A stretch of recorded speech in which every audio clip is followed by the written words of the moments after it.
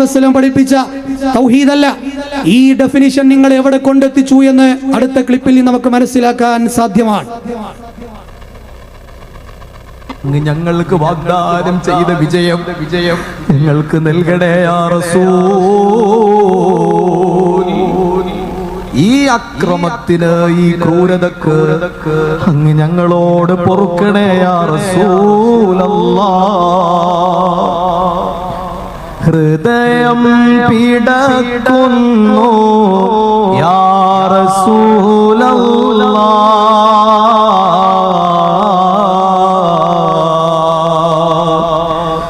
ഇനിയും പാപമാലേ നടക്കുകയില്ല.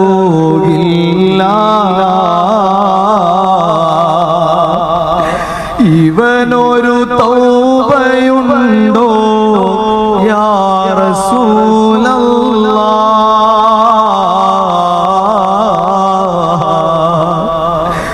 ഇവനൊരു തൗബയുണ്ടോ യാ റസൂലല്ലാഹ്.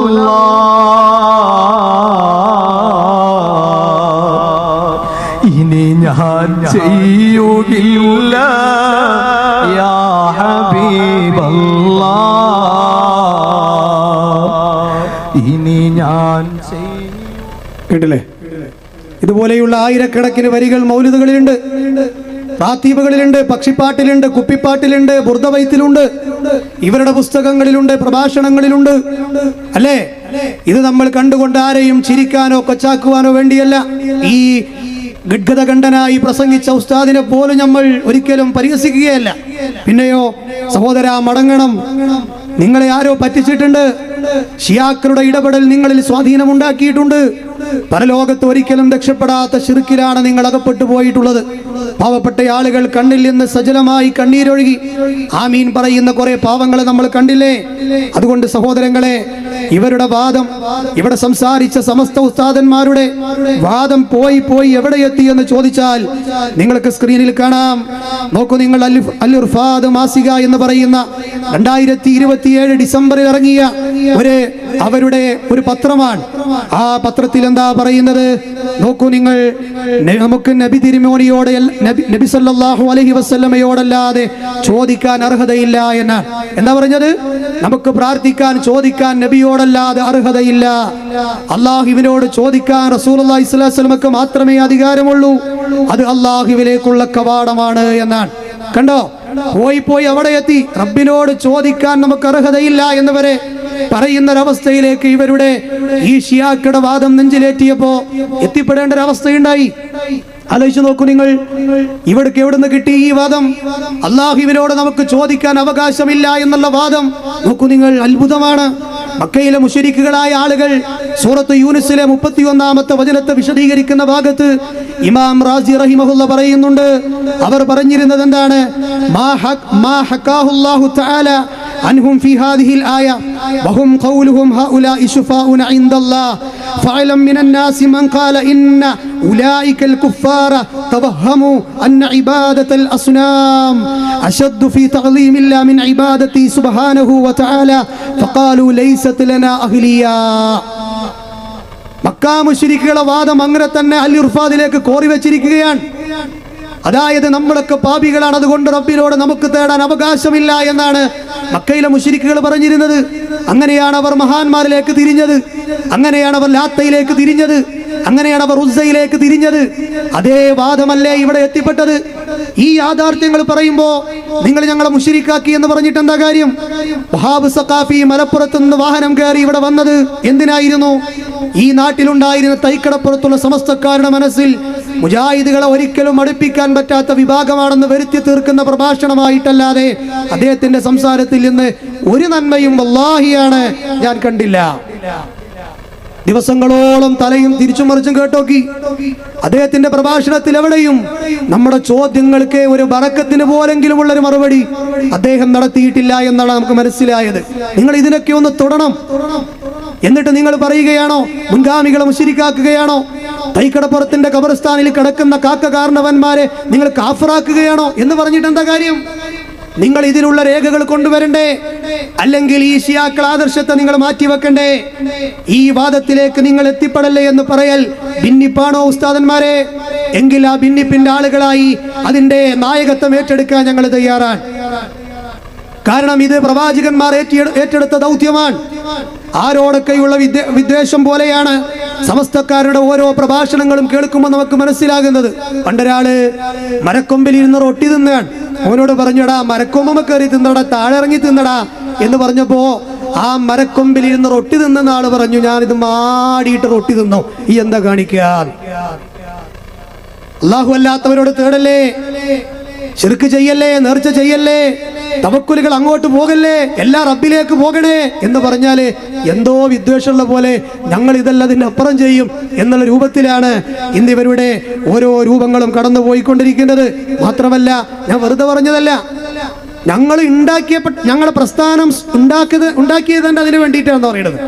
ഒരു ഉസ്താദ് പറയാണ്, ഞങ്ങളുടെ ഈ പ്രസ്ഥാനം രൂപീകരിച്ചത് തന്നെ അതിനു വേണ്ടിയിട്ടാണ്. നമ്മുടെ സ്ഥാനം, പ്രത്യേകിച്ച് കേരളത്തിൽ നമ്മുടെ സ്ഥാനം എന്തിനാ ഉണ്ടായത്? ഓസുല്ലാലവനെ വിളിക്കണമെന്ന്, വിളിച്ചാൽ ഉത്തരം കിട്ടുമെന്ന്, വിളിക്കാൻ പറ്റുമെന്ന് ഓസുല്ലാലവനെ അബ്ദുൽ ഖാദിർ ജീലാനി എന്ന ആവേശത്തോടെ വിളിക്കുന്ന ഒരു വലിയൊരു സംഘത്തെ പടുത്തുയർത്താനല്ലേ എന്ന മുഅ്മിനീങ്ങളെ. കണ്ടില്ലേ? അപ്പൊ സമസ്ത ഉണ്ടാക്കിയത് എന്തിനാണ്? ആവേശത്തോടെ അള്ളാനെ വിളിക്കാനല്ല, പിന്നെയോ മഹാന്മാരെ വിളിക്കാൻ, ഷെയ്ഖിനെ വിളിക്കാൻ. അതാ ഞാൻ പറഞ്ഞത്, ഇവർക്ക് എന്തോ ഒരു വാശി പോലെയാണ് സംസാരങ്ങൾ കേട്ട് കഴിഞ്ഞാൽ. നമ്മളെ സംബന്ധിച്ചിടത്തോളം പ്രശ്നമല്ല, പരലോകമുണ്ട് എന്നുള്ള ബോധം നിങ്ങളുടെ മനസ്സിലുണ്ടായിക്കോട്ടെ എന്ന് സ്നേഹത്തോടു കൂടി ഉണർത്തുകയാണ്. എന്നാൽ മഹാനായ നമ്മുടെ നേതാവിനെ മക്കയിലേക്ക് അല്ലാഹു പറഞ്ഞയച്ചത്, ലോകത്തിന്റെ കാരുണ്യമായി പറഞ്ഞയച്ചത് ആവേശത്തോടെ ഇബ്രാഹിം നബിയെ വിളിച്ചു കാണിച്ചു തരാനല്ല, ഇസ്മായിൽ അലൈഹി ഇസ്ലാമിനെ വിളിച്ചു കാണിച്ചു തരാനല്ല, മഹാന്മാരെ വിളിച്ചു കാണിച്ചു തരാനല്ല. പിന്നെയോ ഞാൻ നേരത്തെ പറഞ്ഞില്ലേ, 200ഓളം ദുആകൾ ഖുർആനിലുണ്ട്. ആ പ്രാർത്ഥനകളൊക്കെ ഒന്നുകിൽ റബ്ബന അല്ലെങ്കിൽ റബ്ബി എന്നുള്ള ദുആകളാണ്. ഇങ്ങനെ ആവേശത്തോടെ റബ്ബിനെ വിളിച്ച് കാണിച്ചു തരാനാണ് മക്കയിലേക്ക് നമ്മുടെ നേതാവായ റസൂലുള്ളാഹി സല്ലല്ലാഹു അലൈഹി വസല്ലമയെ അല്ലാഹു നിയോഗിച്ചിട്ടുള്ളത്. അത് പറഞ്ഞതിന്റെ പേരിലാണ് ജനിച്ച് പിച്ച വെച്ച് നടന്ന് വളർന്ന മണ്ണിൽ നിന്ന് നാട്ടുകാർ ആട്ടി ഓടിച്ചപ്പോൾ മദീനയിലേക്ക് പലായനം ചെയ്തു പോയത്. അതിനു വേണ്ടിയിട്ടാണ് കഠിനമായ പീഡനങ്ങൾ അനുഭവിച്ചത്. അതിനു വേണ്ടിയിട്ടാണ് ബദർ ഉണ്ടായത്. അല്ലേ? ഒരു ഉസ്താദ് പറഞ്ഞത് ബദർ ഉണ്ടായത് അതിനൊന്നല്ല, ഞങ്ങൾക്ക് ബദർമാല കഴിക്കാനാണെന്നാണ്. അല്ലെ? ഞങ്ങൾ കേട്ടിട്ടുണ്ടാവും. ഇതാണ് എന്തൊരു വാശി പോലെയാണ്. മുജാഹിദുകളോ എന്ത് പറഞ്ഞോ അതിന് നേരെ വിപരീതം പറയാ. അതിനായിട്ട് കച്ചകെട്ടിയ കുറച്ച് പണ്ഡിതന്മാർ. ബദറുണ്ടായത് എന്തിനാ? തൗഹീദിനെ സ്ഥാപിക്കാനല്ലേ? അതുപോലെ തന്നെ ഉഹദ് ഉണ്ടായത് അതിനല്ലേ? ഇസ്ലാമിക ചരിത്രങ്ങളൊക്കെ അതിനല്ലേ? മഹാന്മാരൊക്കെ പോരാടിയത് അതിനല്ലേ? എന്നാൽ ഇവർ പറയണെന്താ? ഞങ്ങളെ പ്രസ്ഥാനം ഉണ്ടാക്കിയത് മഹാന്മാരെ വിളിക്കാൻ വേണ്ടിയാണ്. അതുകൊണ്ട് ഞങ്ങൾക്ക് ഇങ്ങോട്ട് പറയണത് എന്താ അറിയോ? ഒന്നുമില്ല, ആ വലാലത്ത് നിങ്ങൾ മടങ്ങുക. പരലോകത്ത് ഞങ്ങൾക്ക് പറയാൻ ഈ വാക്കുണ്ടാവും. ഞങ്ങൾ പറഞ്ഞിട്ടുണ്ട് റബ്ബേ, ഏത്? ഈ വലാലത്തിൽ നിന്ന് നിങ്ങൾ മടങ്ങുക. ഇവിടെ ഈ സ്ക്രീൻ സ്ഥാപിച്ച് രേഖകൾ വെച്ച് കാണിക്കുന്നത് എന്തിനാ? ഇനി ഞങ്ങൾ പറയുന്നത് നിങ്ങൾക്ക് ഒരു കുളൂസാണെന്ന് തോന്നാതിരിക്കാൻ വേണ്ടിയാണ് രേഖകൾ വെച്ചുകൊണ്ട് ഞങ്ങൾ സംസാരിക്കുന്നത്. ഇത് അയിമ്പത്തിന്റെ മഹാന്മാരായ പണ്ഡിതന്മാരുടെ കിതാബുകൾ വായിച്ചു നോക്കിയാൽ നമ്മൾക്ക് കാണാം. അൽ അംറു ബിൽ ഇത്തിബാ വനഹി അനിൽ ഇബ്തിദാ ഇമാം സുയൂത്തിയുടെ ഗ്രന്ഥമാണ്. ആ ഇമാം സുയൂത്തി പറഞ്ഞത് എന്താണ്? വസ്സഹാബ റളിയല്ലാഹു അൻഹും വഖദ് അജ്ദബു മറാത്ത് വദഹ്മതുഹും النوائب بعد موته صلى الله عليه وسلم فهلا جاءوا واستسقوا واستغاثوا عند قبر النبي صلى الله عليه وسلم.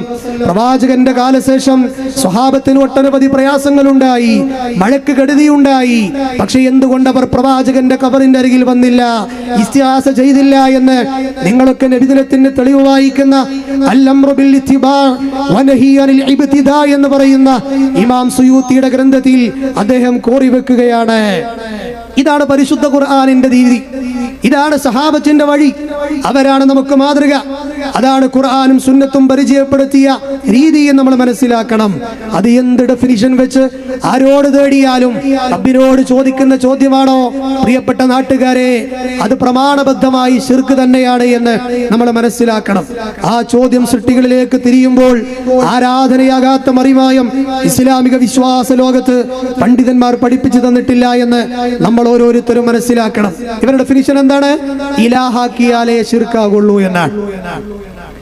എന്നാൽ അള്ളാഹുവിന്റെ പ്രവാചകന്റെ കാലത്ത് സഹാബകൾ പറഞ്ഞില്ലേ, നബിയെ ഹുനൈൻ യുദ്ധം കഴിഞ്ഞ് തിരിഞ്ഞു പോരുന്ന വഴിയാണ്.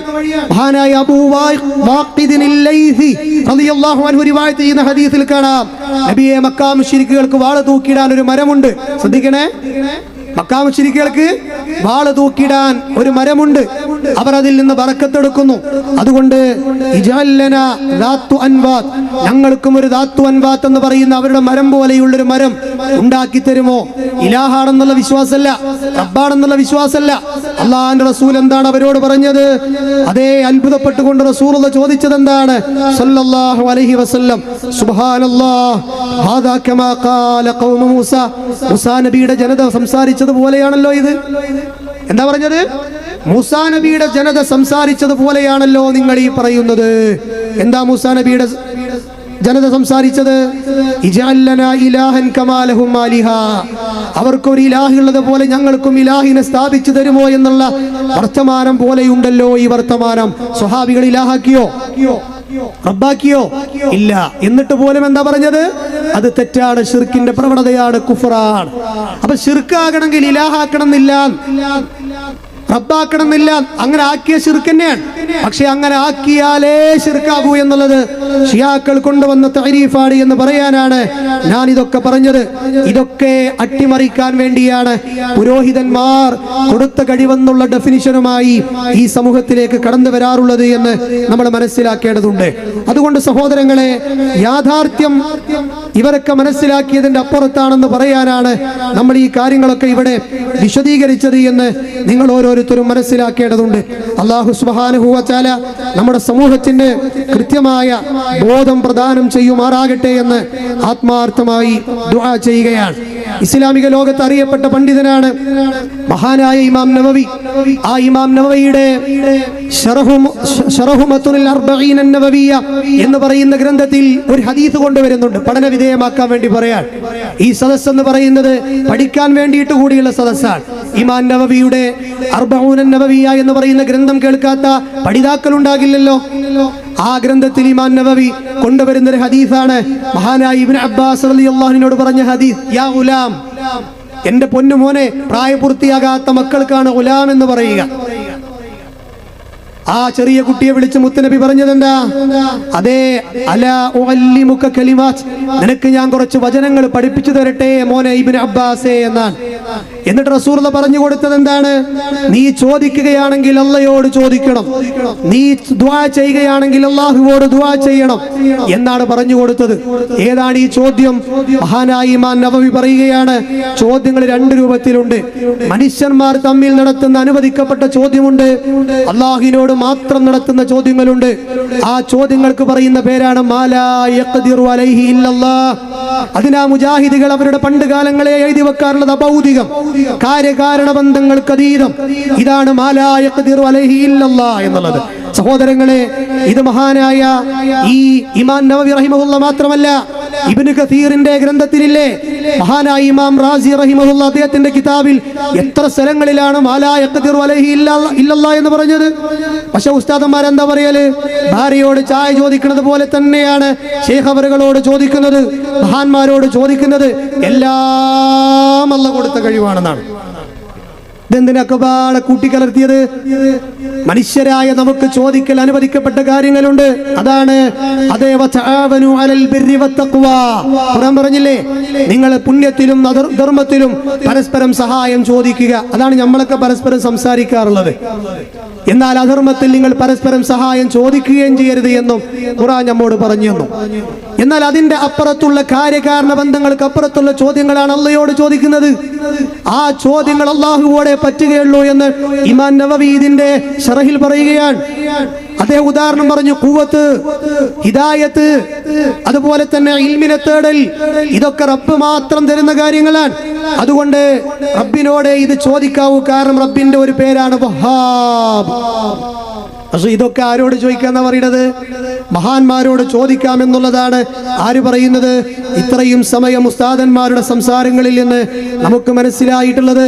പക്ഷേ പണ്ഡിതന്മാരുടെ അഹ്ലുസുന്നയുടെ പണ്ഡിതന്മാരുടെ കിതാബിൽ വന്ന ഈ ഭൗതികം എന്ന് പറയുന്ന വിഷയത്തെ ഒരു ഉസ്താദ് വിശാലമായി ആസ്വദിച്ചുകൊണ്ട് പരിഹസിക്കുകയാണ്. കറാമത്ത് ആയി അസാധാരണ മാർഗത്തിൽ, നമ്മളെ ശൈലിയിൽ പറഞ്ഞ അസാധാരണ മാർഗത്തിൽ,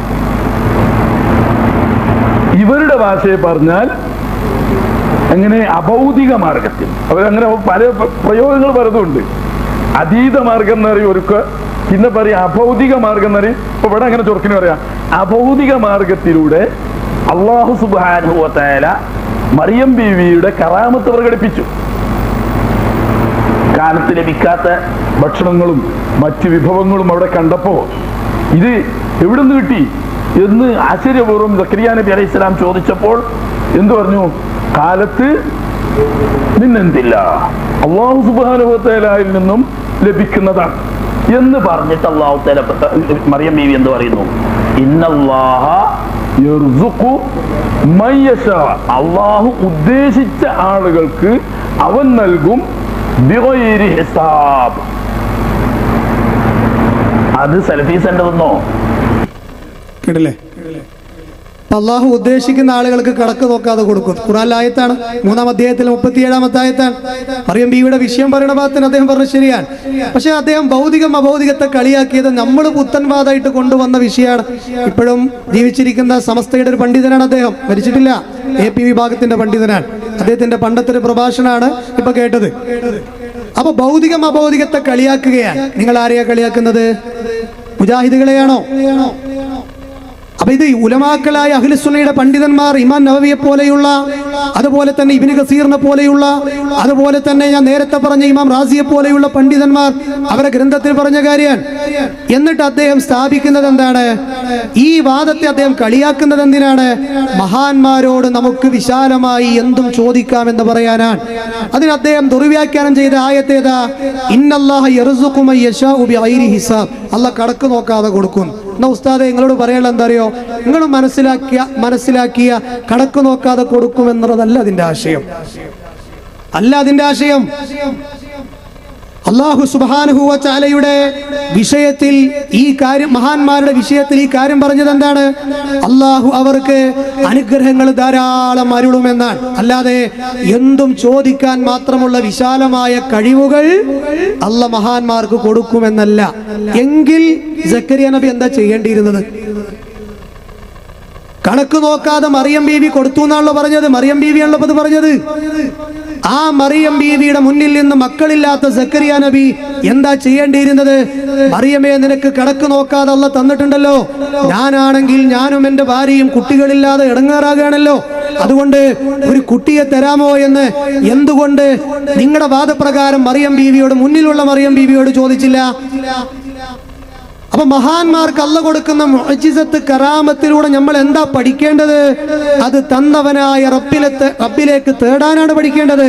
അതാ സക്കരിയ നബി കാണിച്ചെന്ന മാതൃക. നിങ്ങളെ വാദപ്രകാരാണെങ്കിൽ ആ കറാമത്തുള്ള മറിയം ബീവിയോട് മുമ്പിലുള്ള സക്കരിയ നബി തേടുകയായിരുന്നു വേണ്ടത്. പക്ഷെ ഖുർആൻ പറഞ്ഞത് എന്താ? ഹുനാലിക ദഅ സക്കരിയ റബ്ബഹു ഖാല റബ്ബി ഹബ്ലി മിൻ ലദുൻക ദുർരിയതൻ ത്വയ്യിബ ഇന്നക സമീഉദ് ദുആ. യാ റബ്ബേ, നിന്റെ പക്കൽ നിന്ന് എനിക്ക് വിശിഷ്ടനായ ഒരു സന്തതിയെ തരണേ റബ്ബേ. ഇന്ന് കറാമത്തുള്ളൊരു ഔലിയുണ്ട് എന്ന് കേട്ടാൽ സമസ്തക്കാരെന്താ ചെയ്യാ? നാടന്മാരെ എന്താ പഠിപ്പിക്കുക? ആ ജാറത്തിലേക്ക് പോയിക്കോ, അവരോട് ഇസ്തിഹാസ ചെയ്തോ, ഇലാഹാണെന്ന് വിശ്വസിക്കാതിരുന്ന മതി. ഈ ഡെഫിനിഷൻ എന്തേ? മാലോകർക്ക് ഹിദായത്തിന്റെ മാർഗദർശനമായി ഇറക്കിയ ഖുർആനിൽ അള്ളാഹു കാണിച്ചു തന്നില്ല. ആ കറാമത്തുള്ള മറിയം ബീവിയോട് മഹാനായ സക്കരിയ നബി തേടിയില്ല. അപ്പൊ ഇത് പറയുമ്പോൾ ചിലപ്പോൾ ഞാൻ അടുത്ത പ്രാവശ്യം മറുപടിക്ക് വരുന്നുണ്ടെങ്കിൽ പറഞ്ഞേക്കാം എന്ത്? ആ സമയത്ത് സക്കരിയ നബിക്ക് അള്ളാഹിനോട് ചോദിക്കാനാ തോന്നിയിട്ടുണ്ടാവുക. അതിപ്പോ നിങ്ങൾ പറയണ പോലെ എപ്പോഴും ഇങ്ങനെ അള്ളയോട് തേടണം എന്നൊക്കെ എല്ലാവരും പറയോ എന്നൊക്കെ ചിലപ്പോൾ ചോദിച്ചേക്കാം.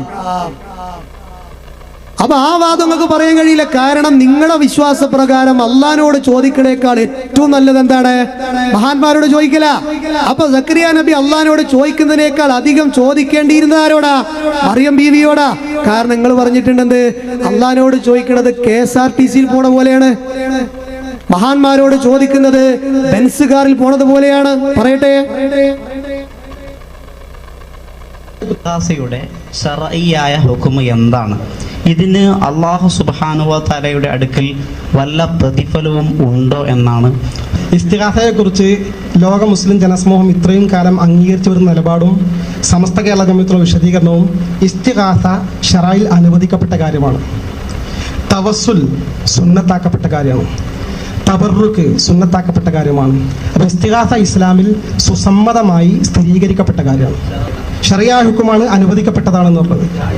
അപ്പോൾ തഹീറിനെ തേടിയാൽ, ഖിതാബ് തഹീറിനെ തേടിക്കഴിഞ്ഞാലാണ് ഇബാഹത്ത് വരുന്നത്. അപ്പോൾ തഹീറിനെ തേടുമ്പോൾ തഹീർ എന്ന് പറഞ്ഞാൽ ഇഷ്ടം പ്രവർത്തിക്കല്ല. ഇത് ചെയ്താലും കുഴപ്പമില്ല, ചെയ്തില്ലേലും കുഴപ്പമില്ല. അപ്പോൾ ചെയ്താലും കുഴപ്പമില്ല, ചെയ്തില്ലേലും കുഴപ്പമില്ല എന്ന് പറയുന്നപ്പോൾ പിന്നെ എന്താണ് അപ്പോൾ വരുന്ന അതിൻ്റെ അഭിപ്രായം എന്താണ്? അപ്പോൾ പ്രതിഫലം ഉണ്ടോ? അപ്പോൾ അദ്ദേഹം പറയുന്നത് അനുവദനീയം എന്ന് പറഞ്ഞാൽ അല്ലെങ്കിൽ ഹലാലായ ഒരു കാര്യം എന്ന് പറഞ്ഞാൽ തഹീറാണ്. ചെയ്യണമെങ്കിൽ ചെയ്യാം, ചെയ്യണ്ടെങ്കിൽ ചെയ്യാം. അങ്ങനെ തന്നെയാണ് അതിൻ്റെ വിധി, ഒരു സംശയവുമല്ല. പിന്നെ ചോദിക്കാവുന്ന അടുത്ത ചോദ്യം എന്ത് വല്ലതുണ്ടെങ്കിൽ ചോദിക്കണം. പ്രതിഫലം ഒരു കാര്യം ഹലാലായ കാര്യത്തിന് സതുദ്ദേശപരമായി ചെയ്യുകയാണെങ്കിൽ പുണ്യം കിട്ടുമെന്നല്ലാതെ ഹലാൽ എന്നതിൽ അനുവദിക്കപ്പെട്ടത് എന്നതിൽ പുണ്യം കിട്ടൂല. പുണ്യം കിട്ടൂല എന്നാണ്. അതെ, അവിടെയാണ് സംശയം, അവിടേക്ക് വരണം. അപ്പോൾ ഈ ഇസ്തിഗാസ എന്ന് പറഞ്ഞ കാര്യം ശറയിൽ അനുവദിക്കപ്പെട്ട കാര്യമാണ്. ചെയ്താൽ പ്രത്യേകിച്ച് പുണ്യമില്ല, ചെയ്തില്ലെങ്കിൽ പ്രത്യേക ദോഷമില്ല. അപ്പോൾ ഒരു വെറും പ്രവർത്തനല്ലേ എന്നാണ് അദ്ദേഹത്തിൻ്റെ ചോദ്യം. വെറും പ്രവർത്തനമല്ല എന്നുള്ളതാണ്. അതുകൊണ്ടാണ് നാം വിഷയാവതരണത്തിൽ പ്രത്യേകം പറഞ്ഞത് ഇസ്തിഗാസ ശറയിൽ അനുവദിക്കപ്പെട്ടതും വളരെ ഫലപ്രദവുമായ ഒരു കാര്യമാണ്. ശറയിൽ അനുവദിക്കപ്പെട്ട കുറേ കാര്യങ്ങൾ ചെയ്താൽ ദോഷമല്ല ഗുണമല്ല എന്ന് വരില്ല. അനുവദിക്കപ്പെട്ട ഒരുപാട് കാര്യങ്ങൾ ചെയ്താൽ വളരെയേറെ നമ്മുടെ ജീവിതത്തിൽ ഫലപ്രദമായിരിക്കും. ഉദാഹരണം, ഏറ്റവും നല്ല ഒരു ബെൻസ് കാറിൽ നമുക്ക് യാത്ര ചെയ്യൽ ഇസ്ലാമിൻ്റെ വിധി എന്താണ്? അനുവദനീയമാണ്. ആ സമയം ലോക്കൽ KSRTC ബസ്സിൽ യാത്ര ചെയ്യലോ അതും അനുവദനീയമാണ്. എന്നാൽ ഒന്ന് വളരെയേറെ ഫലപ്രദമാണ്, ഒന്ന് ആപേക്ഷികമായി വളരെ ഫലം കുറഞ്ഞതാണ്. ഇതാണ് ഇവരുടെ വിശ്വാസം. അപ്പൊ സക്കരിയ നബിക്ക് അപ്പൊ അള്ളഹാനോടെ ചോദിക്കാൻ തോന്നിയിട്ടുണ്ടാവുക നിങ്ങൾക്ക് പറയാൻ കഴിയില്ല. കാരണം ഏറ്റവും നല്ലത് ആരോട് ചോദിക്കല? മഹാന്മാരോട് ചോദിക്കല. അള്ളഹാനോട് ചോദിക്കണ ലോക്കൽ KSRTC പോണ പോലെ എത്തിയാലെത്തി, അല്ലെങ്കിൽ പോയി, അല്ലേ? മഹാന്മാരോടോ അതിങ്ങനെ ബെൻസിലൊക്കെ പോണ പോലെയാണ്, കൃത്യമായിട്ട് എത്തും. അദ്ദേഹം പറഞ്ഞെന്താ? ഇതൊരു വെറും പണിയാണ്, അനുവദിക്കപ്പെട്ട കാര്യം. എന്റെ നാട്ടിലെ സമസ്തക്കാരെ, ഈ അനുവദിക്കപ്പെട്ട കാര്യത്തിനാണോ സംശയത്തിന്റെ മുൾമുനയിൽ നിന്ന് നിങ്ങൾ ജീവിതം കൊണ്ട് പന്താടുന്നത്, ആദർശം കൊണ്ട് പന്താടുന്നത്? സുന്നത്തല്ല, നിർബന്ധമല്ല, ഒരു അനുവദിക്കപ്പെട്ടത് ചായ കുടിക്കണ പോലത്തെ ഉക്കുമുള്ളൂ. മഹാന്മാരോട് ചോദിക്കണതേ എന്താ? അള്ളഹാനോട് ചോദിച്ചെന്താ നഷ്ടം?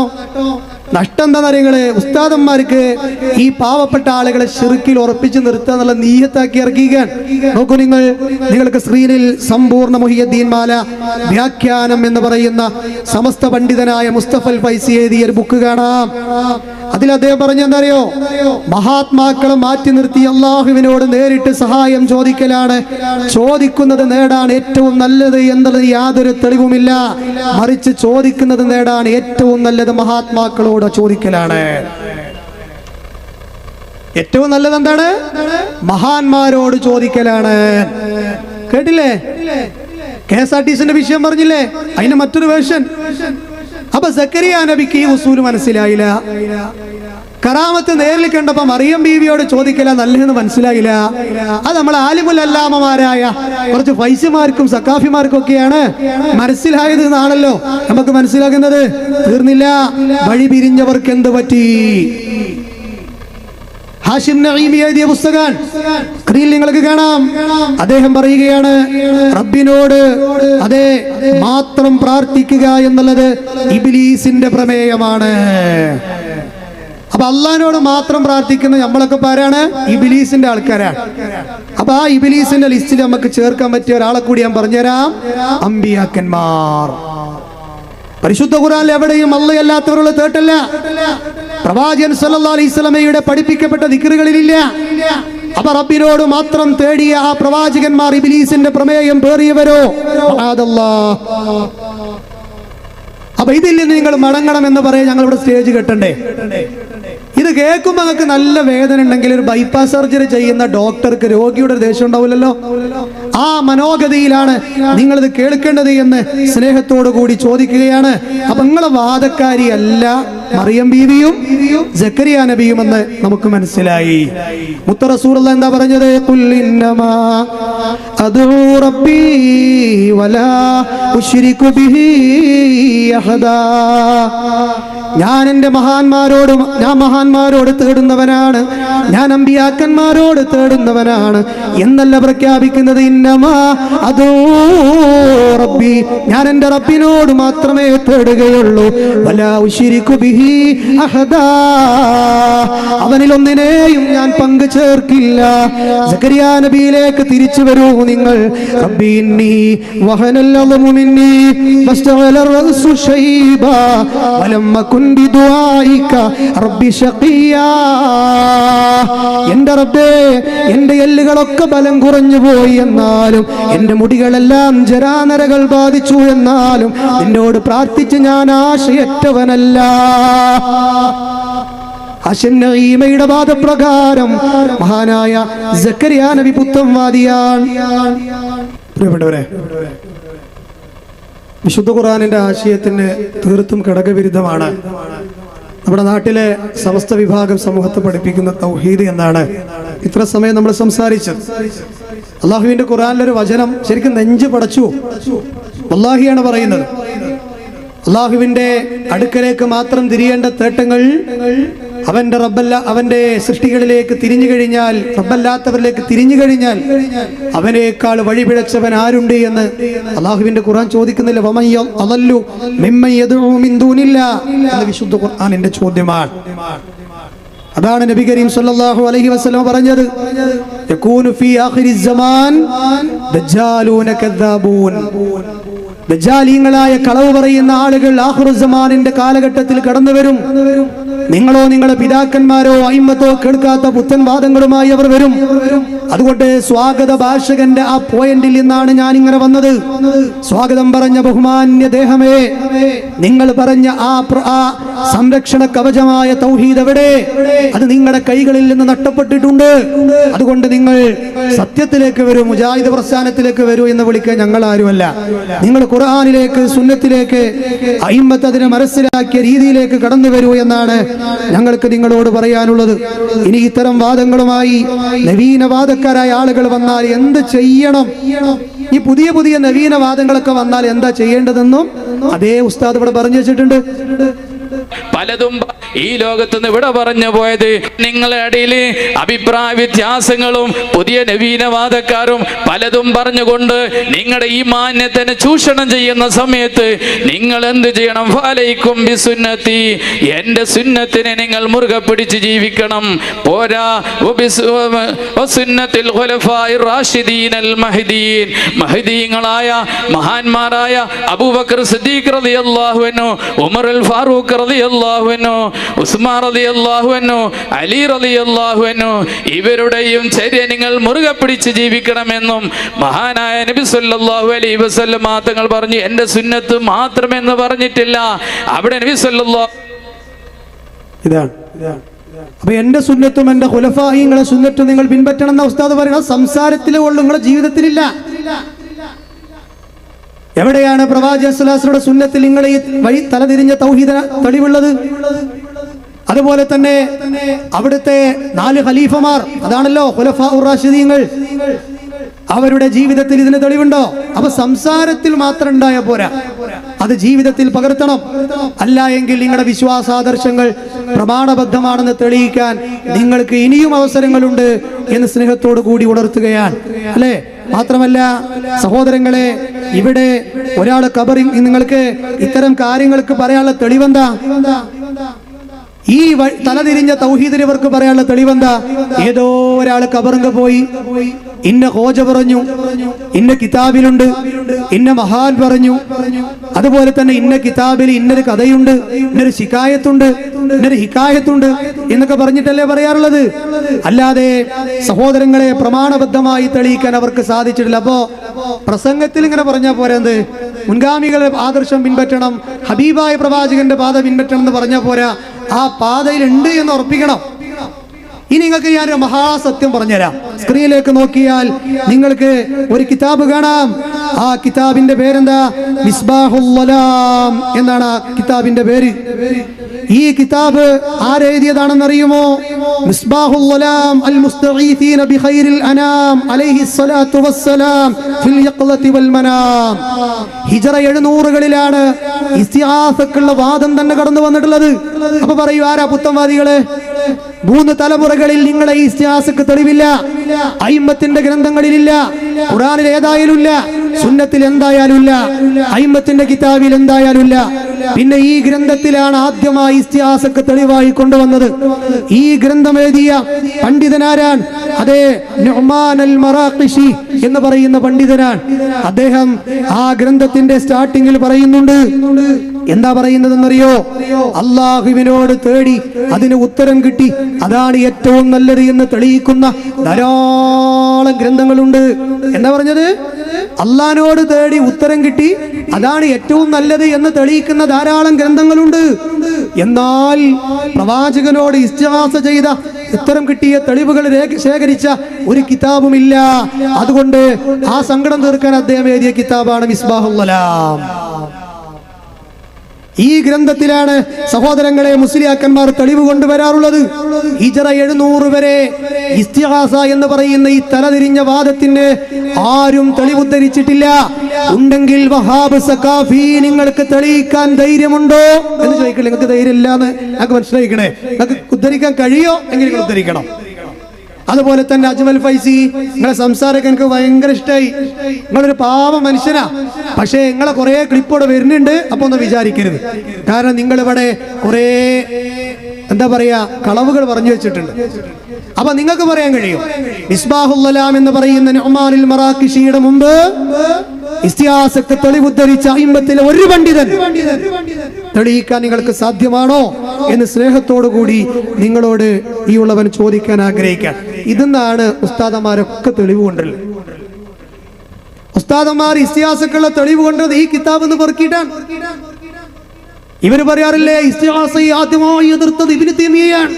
അതേ, സത്യമാണ്. കാരണം എന്താ? ഇബ്നു തൈമിന്റെ കാലക്കാരനാണ് ഈ നുഅ്മാൻ അൽ മറാഖിശി. അദ്ദേഹം ഈ തലതിരിഞ്ഞ കിതാബ് എഴുതിയപ്പോൾ ഇബ്നു തൈമിയ്യന് മറുപടി കൊടുത്തു. അതിന് ഇബ്നു തൈമിയ്യനെ കുറ്റം പറഞ്ഞിട്ട് എന്താ കാര്യം? അപ്പൊ ഇബ്നു തൈമിയ്യയാണ് ആദ്യമായി ഇസ്തിഹാസ എതിർത്തത് എന്ന് പറഞ്ഞത് കൊണ്ട് എന്തില്ല, കാര്യമില്ല. ഇനി നുഅ്മാൻ അൽ മറാഖിശി ആരാ? യഥാർത്ഥ ഖുർആൻ സുന്നത്തൊക്കെ പിൻപറ്റിയ ആളാണോ? അല്ലാന്ന് അദ്ദേഹത്തിന്റെ ആ സംസാരത്തിന് മനസ്സിലായില്ലേ? അള്ളാഹിനോട് തേടിയിട്ട് ഉത്തരം കിട്ടിയതിന് കുറെ കിതാബും ഇതൊക്കെ രചിക്കപ്പെട്ടിട്ടുണ്ട്. നബിയോട് തേടിയതിന് ഉത്തരം കിട്ടിയെന്ന് തെളിയിക്കുന്ന ഒരു കിതാബില്ല. അതുകൊണ്ട് ഞാനൊരു കിതാബാണ് എഴുതുകയാണ്. അതാണ് നേരത്തെ കണ്ട കിതാബ്. മനസ്സിലായല്ലോ? ഇദ്ദേഹം ആരാന്നറിയങ്ങള്? സൂഫിയാണ്. ആരാണ് ഈ സൂഫികൾ? ഷിയാക്കളുടെ വിഷബീജം ശരീരത്തിൽ പേറി നടക്കുന്നവരാണ്. ആരാണ് ഈ ഷിയാക്കൾ? ജൂതസിട്ടിയാണ്. അപ്പൊ ആ പാരമ്പര്യം ഇങ്ങോട്ട് ഈ തൈക്കടപ്പുറത്ത് പാവങ്ങളെ നെഞ്ചത്തൊക്കെ കുത്തിക്കയറ്റണോ, തലച്ചോറത്ത് കയറ്റണോ എന്ന് സ്നേഹത്തോടുകൂടി ഈ നാട്ടുകാരോടും പണ്ഡിതന്മാരോടും ഞങ്ങൾ ചോദിക്കാൻ ആഗ്രഹിക്കുകയാണ്. പിന്നെ ഇവിടെ പ്രസംഗിച്ച നമ്മുടെ ബഹുമാനായ ഖതീബ്, അദ്ദേഹത്തെ ഞാൻ അറിഞ്ഞൂടെ, അദ്ദേഹം ഇവിടുന്ന് പോയി എന്നാ പറഞ്ഞത്. എന്തിനാ പോയതെന്ന് എനിക്കറിയില്ല. എന്തായാലും അദ്ദേഹം ഇവിടെ 6 കൊല്ലൊക്കെ സേവനം ചെയ്തല്ലോ. അദ്ദേഹത്തെ വ്യക്തിപരമായിട്ട് എനിക്ക് പരിചയമല്ല. അദ്ദേഹത്തെ ഞാൻ തേജോവധം ചെയ്യണില്ല. അദ്ദേഹത്തിന്റെ പ്രസംഗമാണ് നമ്മൾ കേൾക്കുന്നത്. അദ്ദേഹം പറയണത് എന്താ അറിയോ? ഞങ്ങൾ സുന്നികളൊക്കെ ഒന്നാണ്. പറയട്ടെ, മറ്റുള്ള ജമാഅത്ത് കമ്മിറ്റികൾക്കും നാടിനും മാതൃകയാണ്. കാരണം സംഘടനാപരമായി വ്യത്യാസമുണ്ടെങ്കിലും അഹ്ലുസുന്നത്തി വൽ ജമാഅത്ത് എന്ന നമ്മുടെ വിശ്വാസത്തിലേക്ക് ആരെങ്കിലും തെറ്റിദ്ധരിപ്പിക്കുകയോ ചൂഷണം ചെയ്തു വരികയോ ചെയ്താൽ നമ്മൾ ഒന്നാണ്. ആ ആദർശത്തെ നമ്മൾ ഒരിക്കലും ആ വിശ്വാസത്തെ വിട്ടുകൊടുക്കാൻ മരണപ്പെടുന്ന സമയത്ത് ലാ ഇലാഹ ഇല്ലല്ലാഹ് ചൊല്ലി സുന്നികൾ ഒന്നാണ്, ഞങ്ങൾക്കിടയിൽ പ്രശ്നങ്ങളില്ല എന്നാണ്. സത്യത്തിൽ ഖതീബ് അവர்கள் ഇത് നുണയല്ലേ? നിങ്ങൾ പറഞ്ഞ കളവാണ്. നിങ്ങൾ അറിവിലും വയസ്സിലൊക്കെ എന്നാ ചിലപ്പോൾ നമ്മളെക്കാൾ മൂത്ത ആളായിരിക്കാം. പക്ഷെ നിങ്ങൾ പറഞ്ഞത് ശരിയല്ല, ഇത് കളവാണ്. കാരണം പരസ്പരം എത്രയോ വിഷയങ്ങളില് ഇവിടെ നിങ്ങൾ കൊണ്ടുവന്ന വഹാബ് സഖാഫി എ.പി. കാരനാ കൊണ്ടുവന്ന ടീമാകട്ടെ ഇ.കെ.കാരനാ ഞാൻ കേട്ടത്, അല്ലേ? ഇ.കെ. വിഭാഗൻ. എന്തായാലും നിങ്ങൾ തമ്മിൽ പ്രശ്നമില്ലാന്ന് ഇ.കെ. നേതാവായ ഇ.കെ. പ്രഭാഷകനായ ഖതീബ് അവർ പറയാൻ പാടില്ലായിരുന്നു. നിങ്ങളത് ആരെ സൂചിപ്പിക്കാൻ പറഞ്ഞതാ നിങ്ങൾക്ക് അറിഞ്ഞൂടാ? നിങ്ങൾ എത്രയോ വിഷയങ്ങളിൽ പ്രശ്നങ്ങളില്ലേ? അല്ലേ? ഇവിടെ പ്രസംഗിച്ച വഹാബ് സഖാഫി, ആ വഹാബ് സഖാഫിയുടെ ഉസ്താദല്ലേ ഉള്ളാള് തങ്ങൾ ഇ കെ കാഫറാക്കിയിട്ടില്ലേ? ഇ കെ വിഭാഗത്തിന്റെ നേതാവാണ് ഇ കെ അബൂബക്കർ മുസ്ലിയാർ. ആ ഇ കെ അബൂബക്കർ മുസ്ലിയാരെ കുറിച്ച് CM മടവൂര് കാഫറാണെന്ന് പറഞ്ഞിട്ട് കഫറ എന്ന് പറഞ്ഞ് സംസാരിച്ചത് ഇവിടെ വന്ന വഹാബ് സഖാഫിയുടെ ഉസ്താദാണ്. അപ്പൊ പരസ്പരം വിശ്വാസത്തിൽ തന്നെ നിങ്ങൾ പ്രശ്നത്തില. പിന്നെ നിങ്ങൾ എന്തടിസ്ഥാനത്തിൽ ഞങ്ങളൊക്കെ ഒന്നാന്ന് പറഞ്ഞത്? അതാ ഞാൻ പറഞ്ഞു, നിങ്ങൾ പറഞ്ഞു നുണയാണെന്ന് അല്ലേ? അത് സംബന്ധമായി ഇ കെയെ കാഫറാക്കിയ വിഷയത്തിൽ അത് സംബന്ധമായി ഇറക്കിയ ഒരു പുസ്തകത്തിൽ നമ്മൾക്ക് കാണാം. എന്താ പറയണത്? സത്യധാര എന്ന് പറയുന്ന ഒരു പുസ്തകം. ആ സത്യധാര എന്ന് പറയുന്ന ഇ കെ സമസ്തക്കാരുടെ പുസ്തകത്തിൽ അവരുടെ ഒരു വാരികയാണോ മാസികയാണോ എനിക്കറിയില്ല, ഇനി അത് തെറ്റിന്റെ പേരിൽ ക്ലിപ്പിടണ്ട, എന്തായാലും അതിൽ ഏതെങ്കിലും ഒന്ന് അല്ലേ? അതിലെന്താ പറയണത്? അതേ ഇ കെയെ കാഫറാക്കി ആര് ഉള്ളാൾ, അതിനെ സംബന്ധിച്ച് ഇതിൽ എഴുതിയത് എന്താണെന്ന് അറിയുമോ? അവർ എഴുതി വെച്ചത് എന്താണ്? സങ്കടം എഴുതി വെച്ചത്, ഒരു വിശ്വാസി മറ്റൊരു വിശ്വാസിക്ക് മേൽ കുഫർ ആരോപിക്കുന്നത് സ്വയം കുഫ്രിയത്തിലേക്ക് എത്തിക്കുന്ന മഹാപാതകമാണ്. എന്നാൽ മൺമറഞ്ഞു പോയ മഹാനായ സൂഫി വര്യനെ പ്രതിയാക്കിക്കൊണ്ട് ലോക മഹാപണ്ഡിതനും സൂഫിയും തന്റെ ഗുരുവര്യനുമായ ശംസുൽ ഉലമയുടെ മേൽ വിഘടിത നേതാവ് നടത്തിയ കുഫ്രാരോപണം അതിലേറെ ഹീനവും ഗുരുതരവുമാണെന്ന് സമസ്ത കേരള ജംഇയ്യത്തുൽ മുഅല്ലിമീൻ സെൻട്രൽ കൗൺസിൽ പ്രസ്താവനയിൽ പറഞ്ഞു. ഇ കെക്കാരുടെ സത്യധാരയിലാ പറയണത്. എന്നിട്ട് ഇ കെക്കാരുടെ പ്രഭാഷകൻ ഖത്തീബുമായിട്ട് ഖത്തീബ് അവർ എന്താ പറഞ്ഞത്? ഞങ്ങള് ആദർശപരമായിട്ട് പ്രശ്നമല്ല, പിന്നെ എന്തിനാണ് ഉള്ളാളും തങ്ങൾ ഇ കെ കഫറാക്കിയത്? അത് ആദർശ പ്രശ്നമല്ലേ? ഞങ്ങൾക്ക് മനസ്സിലാവണില്ല. ആദർശ പ്രശ്നമല്ലേ? ഇതേ ഇ കെ കാഫറാക്കിയതിന്റെ വിഷയത്തിൽ CM ഇ കെ കാഫറാക്കിയെന്നാണ് ഉള്ളാളം പ്രസംഗിച്ചത്. ആ പ്രസംഗിച്ചതിനെ പറ്റി CM മക്കാമ് കമ്മിറ്റി എഴുതിയത് നിങ്ങൾക്ക് കാണാം. ശംസുൽ ഉലമ ഇ കെ അബൂബക്കർ മുസ്ലിയാർ ഇസ്ലാമിൽ നിന്ന് പുറത്താണെന്ന് ഉള്ളാൾ ഉറൂസിൽ വെച്ച് കുഞ്ഞിക്കോയ എന്ന് പറഞ്ഞ ഉള്ളാളെ തങ്ങൾ പ്രസ്താവിച്ചത് അങ്ങേയറ്റം വേദനാജനകവും മുസ്ലിം കേരളത്തെ ഒന്നടങ്കം ഞെട്ടിപ്പിക്കുന്ന സംഭവമാണെന്ന് മടവൂർ CM വലിയുള്ളാഹി മഖാം ഷരീഫ് കമ്മിറ്റി ചൂണ്ടിക്കാട്ടി. അപ്പൊ ഇ കെ കാഫറാക്കിയതിന്റെ സങ്കടം അതെ ഇ കെക്കാരുടെ കയ്യിലുള്ള ജാറമാണ് CMന്റെ ജാറം. ആ ജാറ കമ്മിറ്റി പറയുകയാണ് അത് പറയാൻ പാടില്ലായിരുന്നു ഉള്ളാളെ ഞങ്ങളത് പറയാൻ പാടില്ലായിരുന്നു. എന്നിട്ട് ഖത്തീബ് ഉസ്താദ് പറഞ്ഞെന്താ? ഞങ്ങൾ തമ്മിൽ എന്തില്ല, പ്രശ്നങ്ങളില്ല എന്നാ. ഇങ്ങനത്തെ എത്ര രേഖകളുണ്ടെന്ന് അറിയുകൾ. അതൊക്കെ ഇടാൻ തുടങ്ങിയാൽ തൈക്കടപ്പുറത്ത് ഒരാഴ്ച പരിപാടി അതിനെന്നെ വേണ്ടി വരും. ഇത്രയും വലിയ ആരോപണം ഇവർക്കിടയിൽ നടന്നിട്ടും എങ്ങനെയാണ് ഖത്തീബ് അവറുകളെ ഞങ്ങൾക്കിടയിൽ ദീനീപരമായിട്ടുള്ള പ്രശ്നമല്ല എന്ന് പറയാൻ കഴിഞ്ഞത്? മാത്രമല്ല കാന്തപുരം മുസ്ലിയാർ കൊണ്ടുവന്ന മുടി അത് നിങ്ങൾ അംഗീകരിക്കുന്നില്ല എന്നുള്ളതിന് എത്ര സംവാദങ്ങൾ നിങ്ങൾ നടത്തിയതിന്റെ പേരിൽ യൂട്യൂബിൽ ഇപ്പോഴും കിടപ്പുണ്ട്.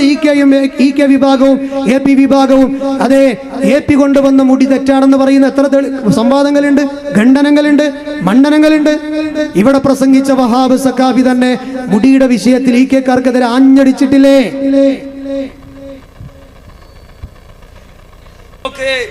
അപ്പൊ കൂരിയാട് നരുവി ലോകപണ്ഡിതന്റെ തേക്കീക്കില്ലാതെ കണ്ടഞ്ഞ് മൂപ്പര് പറയാ 14 നൂറ്റാണ്ടുകൾക്ക് ഇപ്പുറവും അവിടെ ആയിരക്കണക്കിന് മുടിയുടെ കെട്ടുകളുണ്ട്. സ്ഥിരീകരിക്കാതെയാ പറയുന്നത്. ആദാ ചങ്ങൈമാരെ യുസബ്ബിതുല്ലാഹു ബിൽ ഖൗലി സാബിത്ത്.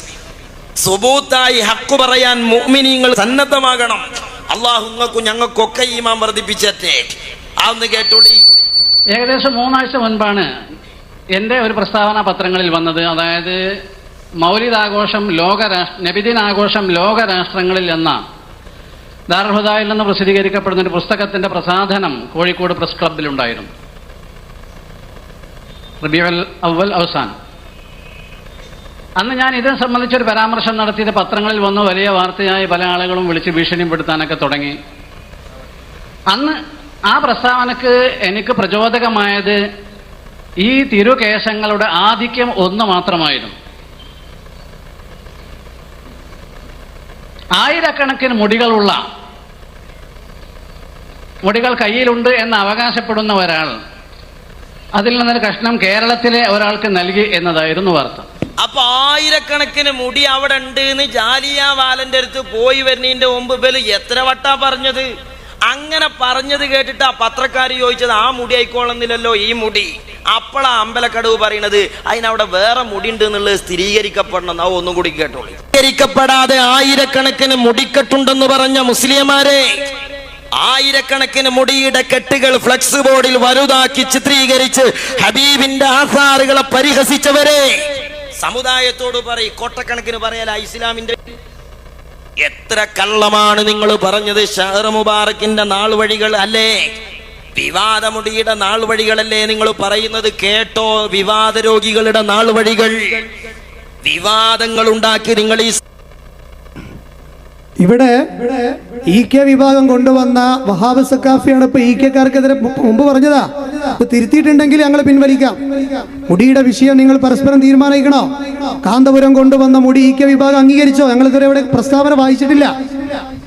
അപ്പൊ ഇവിടെ വന്നിട്ട് ഖത്തീബ് അവர்கள் പറയണെന്ന് ഞങ്ങൾ പ്രശ്നമല്ല, അവിടെ കൊണ്ടുവന്ന ആളെന്റെ പ്രശ്നക്കാരനാ, വഹാബ് സക്കാഫിന്റെ പ്രശ്നക്കാരന്. തീർന്നില്ല, വീണ്ടും വഹാബ് പറയട്ടെ. സഹോദരന്മാരെ, അപ്പൊ കോഴിക്കോട്ടെന്ന് ചോദിച്ചു, അല്ല ഇങ്ങനെ സമത് പൂക്കോട്ടൂർ ഷംസുലമന്റെ കുറച്ച് സ്വപ്ന കഥയൊക്കെ പറഞ്ഞിട്ടുണ്ടല്ലോ, അപ്പൊ എന്താ മറുപടി? നമ്മൾ അത്തായിന്റെ മറുപടി, അത് ഷംസുലമയൊക്കെ കണ്ട സ്വപ്നം റസൂലുള്ളാഹിന്റെ തന്നെയാണ്, മുസ്ലിംക്ക് സ്വീകാര്യാണ്. അപ്പുറത്തെ ഗ്രൂപ്പ് കണ്ട ആ ഇസ്ലാമിന്റെ പുറത്താ. എടോ, ഇതൊന്നും മുസ്ലിങ്ങളോട് പറയണ്ടങ്ങൾ. ഗ്രൂപ്പ് വേറെ പറഞ്ഞോളി, ദീന് വേറെ തന്നെ പറഞ്ഞോളി. അയക്ക് ഇത് കൂട്ടിക്കലർത്തി സമുദായത്തിന്റെ വിശ്വാസം കളങ്കപ്പെടുത്തണ്ട. കേട്ടില്ലേ? സമുദായത്തിന്റെ വിശ്വാസം ദീനും സംഘടനയും കൂട്ടിക്കലർത്തിയിട്ട് പ്രശ്നമാക്കണ്ടെന്ന വഹാബ് പറയണത്. ആ വഹാബ് ഇരിക്കുന്ന സ്റ്റേജിൽ ഇവിടുത്തെ ഖത്തീബ് പറഞ്ഞതോ ഞങ്ങൾ പ്രശ്നമല്ല. നിങ്ങൾ ഏതാ വിശ്വസിക്കേണ്ടേ? ഞാൻ അതാ പറഞ്ഞു, നിങ്ങൾ പറഞ്ഞത് കളവാണ്. ഖത്തീബ് അവர்களെ, നിങ്ങൾ പറഞ്ഞത് കളവാണ്. ഇങ്ങനെ കവലകളായ കവലകളിലും നാളാട് കൂടുന്ന ഇടങ്ങളിലുമെല്ലാം ഈ EK സംസ്ഥക്കെതിരെ ചളിവാരി എറിഞ്ഞ ഒരു മാന്യദേഹമാണ് ഇവിടെ EK വിഭാഗത്തിന്റെ സ്റ്റേജുമ്പോൾ വന്ന മുജാഹിദികൾക്കെതിരെ പ്രസംഗിക്കുന്നത്. നിങ്ങളെ കൂട്ടത്തിൽ പണ്ഡിതന്മാരൊന്നും ഇല്ലേ കൂട്ടരെ? ഈ വഹാബ് സക്കാഫിനെ നിങ്ങൾക്ക് കിട്ടിയുള്ളൂ. അദ്ദേഹത്തെ നമുക്ക് പണ്ടേ അറിയാം, നിങ്ങൾക്ക് ചിലപ്പോൾ അറിയാം, നമുക്ക് അറിഞ്ഞൂടാ. പല സ്ഥലത്തും ഞങ്ങൾ ഖണ്ഡന മണ്ഡലങ്ങൾ നടത്തിയ ആളുകളാണ്. അപ്പൊ അദ്ദേഹം അത്രമേൽ മോശമായ പരാമർശങ്ങൾ നടത്തിയ EK വിഭാഗത്തിനെതിരെ പോലും മോശമായ പരാമർശങ്ങൾ നടത്തിയ ആളാണ് അദ്ദേഹം, അല്ലേ? നോക്കൂ നിങ്ങൾ, EK വിഭാഗത്തിന്റെ പണ്ഡിതനാണല്ലോ അമ്പലക്കടവ് ഫൈസി. ആ അമ്പലക്കടവ് ഫൈസി AP-കാരെ കുറിച്ച് എന്താ പറയണേ? നോളേജ് സിറ്റി ഉണ്ടാക്കുന്നു പറഞ്ഞപ്പോ എന്തായി? കാന്തപുരം AP അബൂബക്കർ മുസ്ലിയാർ അവറുകൾ സമസ്ത കേരള ജംഇയ്യത്തുൽ ഉലമയിൽ വന്ന ശേഷം അദ്ദേഹം ചില്ലറ പ്രശ്നങ്ങൾ ഉണ്ടാക്കിക്കൊണ്ടേയിരുന്നു. അത് പ്രത്യക്ഷമായി പുറത്തു വരാൻ തുടങ്ങി. അദ്ദേഹത്തിൻ്റെ നേതൃത്വത്തെ അംഗീകരിക്കുന്ന ഒരു വിഭാഗം ആളുകൾ സമസ്ത കേരള ജംഇയ്യത്തുൽ ഉലമ കേന്ദ്ര മുഷാവറയ്ക്ക് ഇപ്രകാരം ഒരു നിവേദനം നൽകി. ബഹുമാനപ്പെട്ട സമസ്ത കേരള ജംഇയ്യത്തുൽ ഉലമ മുൻകൈയെടുത്ത് സുന്നികൾക്കൊരു പ്രത്യേക രാഷ്ട്രീയ പാർട്ടി രൂപീകരിച്ച് തരികയോ ഇല്ലെങ്കിൽ നിലവിലുള്ള സുന്നി യുവജന സംഘത്തെ രാഷ്ട്രീയ പാർട്ടിയായി അംഗീകരിക്കുകയോ ചെയ്യണമെന്നായിരുന്നു അതിന് താല്പര്യം. അവസാന ഘട്ടത്തിൽ അവർ വേറിട്ട് പോകുന്നതിൻ്റെ ഭാഗമായി സുന്നി യുവജന സംഘത്തിൽ ഒരു വിഭാഗത്തെ കൂട്ടുപിടിച്ചുകൊണ്ട് എറണാകുളത്ത് സുന്നി സമ്മേളനം നടത്താൻ തീരുമാനിച്ചു. ആ സുന്നി സമ്മേളനം നടത്താൻ തീരുമാനിച്ചു. മറുവിഭാഗം വേറെയും അവിടെ തന്നെ സമ്മേളനം നടത്താൻ തീരുമാനിച്ചു. പ്രശ്നമായി. സമസ്ത കേന്ദ്ര മുഷാവറ ഇടപെട്ടു. 2 സമ്മേളനം നിർത്തിവെക്കാനും വേറിട്ടൊരു സമ്മേളനം സംയുക്തമായി സുന്നി സമ്മേളനം എറണാകുളത്ത് തന്നെ നടത്താൻ തീരുമാനിച്ചു. പ്രത്യക്ഷത്തിൽ അവർ സഹകരിച്ചെങ്കിലും അവർ പുറത്തുപോയി ഇറങ്ങിപ്പോയി. ഞങ്ങൾ പാണക്കാടനും കണ്ണിയനും വിലക്കിയാലും ശരി, ഞങ്ങളുടെ സമ്മേളനവുമായി മുന്നോട്ട് പോകുമെന്ന് പറഞ്ഞ് അവർ എറണാകുളത്ത് ധിക്കാരത്തോടു കൂടി സമ്മേളനം നടത്തി. ആ സമ്മേളനം നടത്തിയതിനെ തുടർന്ന് അവരവസാന ഘട്ടത്തിൽ പുറത്താക്കേണ്ട സാഹചര്യം ഒരുങ്ങി വന്നു. സത്യത്തിൽ അന്ന് കണ്ണിയത്ത് ഉസ്താദ് ജീവിച്ചിരിക്കുന്ന കാലഘട്ടം. ഇത് ഞാനിവിടെ ഇട്ടതൊന്നിനുമല്ല. ഖത്തീബിന്റെ ആ പരാമർശം ശരിയല്ല എന്ന് പറയാനാണ്. EK വിഭാഗവും AP വിഭാഗവും ഇപ്പോഴും ആദർശപരമായിട്ട് പ്രശ്നം തന്നെയാണ്. നിങ്ങൾ സംഘടനാപരമായിട്ട് മാത്രമല്ല പ്രശ്നം, ആദർശപരമായിട്ടുണ്ട് എന്ന് തെളിയിക്കാൻ ഇങ്ങനെ എത്ര തെളിവുകൾ ജീവിക്കുന്ന നമ്മുടെ കയ്യിലുണ്ട്. അതുകൊണ്ട് ഖത്തീബ് അവറുകളെ നമുക്ക് കിട്ടേണ്ടത് എന്താണെന്നറിയാം, ഇതൊന്നുമല്ല. ആദർശപരമായിട്ട് ഈ തൈക്കടപ്പുറത്ത് ഞങ്ങൾ ചോദിച്ചു വെച്ച 14 ചോദ്യങ്ങൾ നിങ്ങൾക്ക് സൗകര്യമാകാൻ വേണ്ടിയായിരുന്നു. അഡ്രസ്സില്ലാത്ത 14 ചോദ്യങ്ങൾ എന്നാണ് അദ്ദേഹം അതിനെക്കുറിച്ച് പറഞ്ഞത്. ആ ചോദ്യങ്ങളെ കുറിച്ച് ഖത്തീബ് പറഞ്ഞത് അതാണ്. അദ്ദേഹത്തിന്റെ ആ സംസാരം ഒന്ന് കേട്ടു നോക്കൂ. നമ്മുടെ ചോദ്യങ്ങളെ കുറിച്ച് ഖത്തീബ് എന്ന നിലയിൽ ഈ നാട്ടിലെ അഡ്രസ്സില്ലാത്ത 14ഓളം ചോദ്യങ്ങൾ എനിക്ക് വന്നതിന് നിസ്സാരമായി മറുപടി പറയാൻ കഴിയും. ബുദ്ധിയുള്ള ആളുകൾ, ബുദ്ധി പണയം വെക്കാത്ത ആളുകൾ ശ്രദ്ധിക്കേണ്ടത്, ആ ചോദ്യത്തിനെല്ലാം ഒരൊറ്റൊരു ഉത്തരം മാത്രമേ ഉള്ളൂ.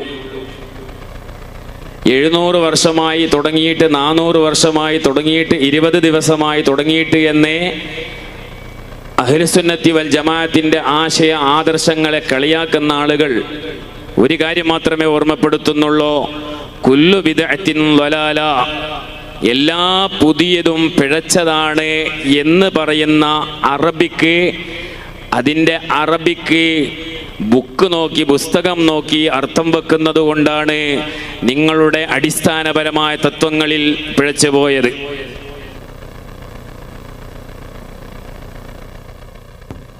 അപ്പൊ അതാണ് ഖത്തീബ് അവറുകൾ നമ്മുടെ ചോദ്യത്തെക്കുറിച്ച് പറഞ്ഞത്.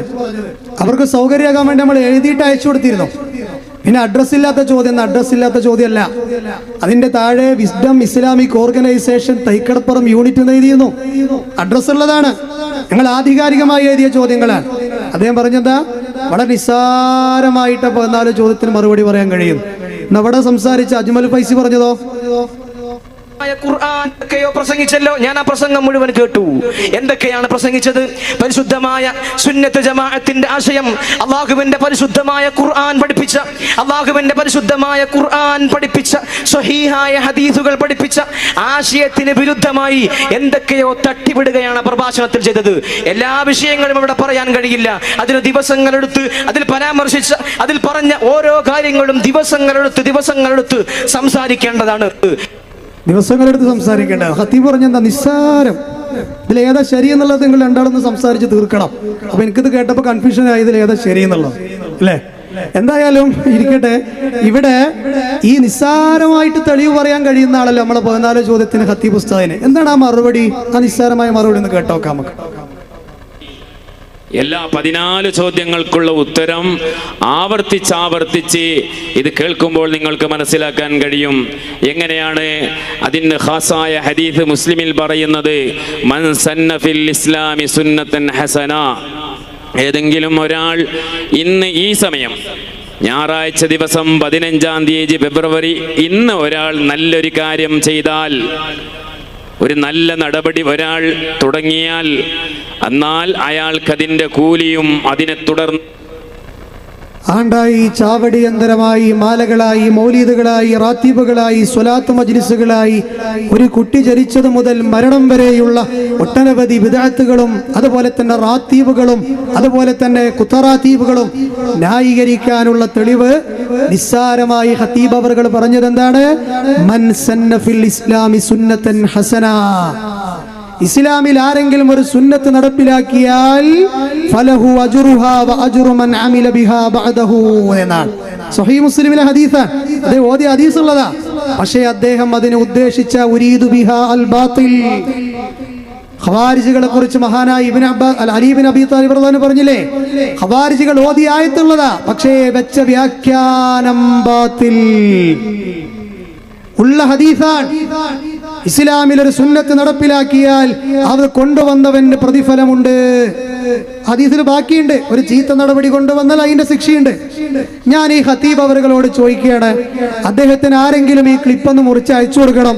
ഇനി അതല്ലെങ്കിൽ ഇവിടെ മറുപടിക്ക് വരുന്നുണ്ടെങ്കിൽ നിങ്ങൾ പറയണം, അള്ളാഹുവിന്റെ റസൂല് പറഞ്ഞത് നിങ്ങൾ ഈ ഉണ്ടാക്കിയ മാലകളും മൗലീദുകളും സ്വലാത്തുകളും റാത്തീബുകളും ഈ കൊണ്ടു നടക്കുന്ന ബിദ്അത്തുകൾക്കൊക്കെ ഉത്തരമാണോ ഈ ഉത്തരം?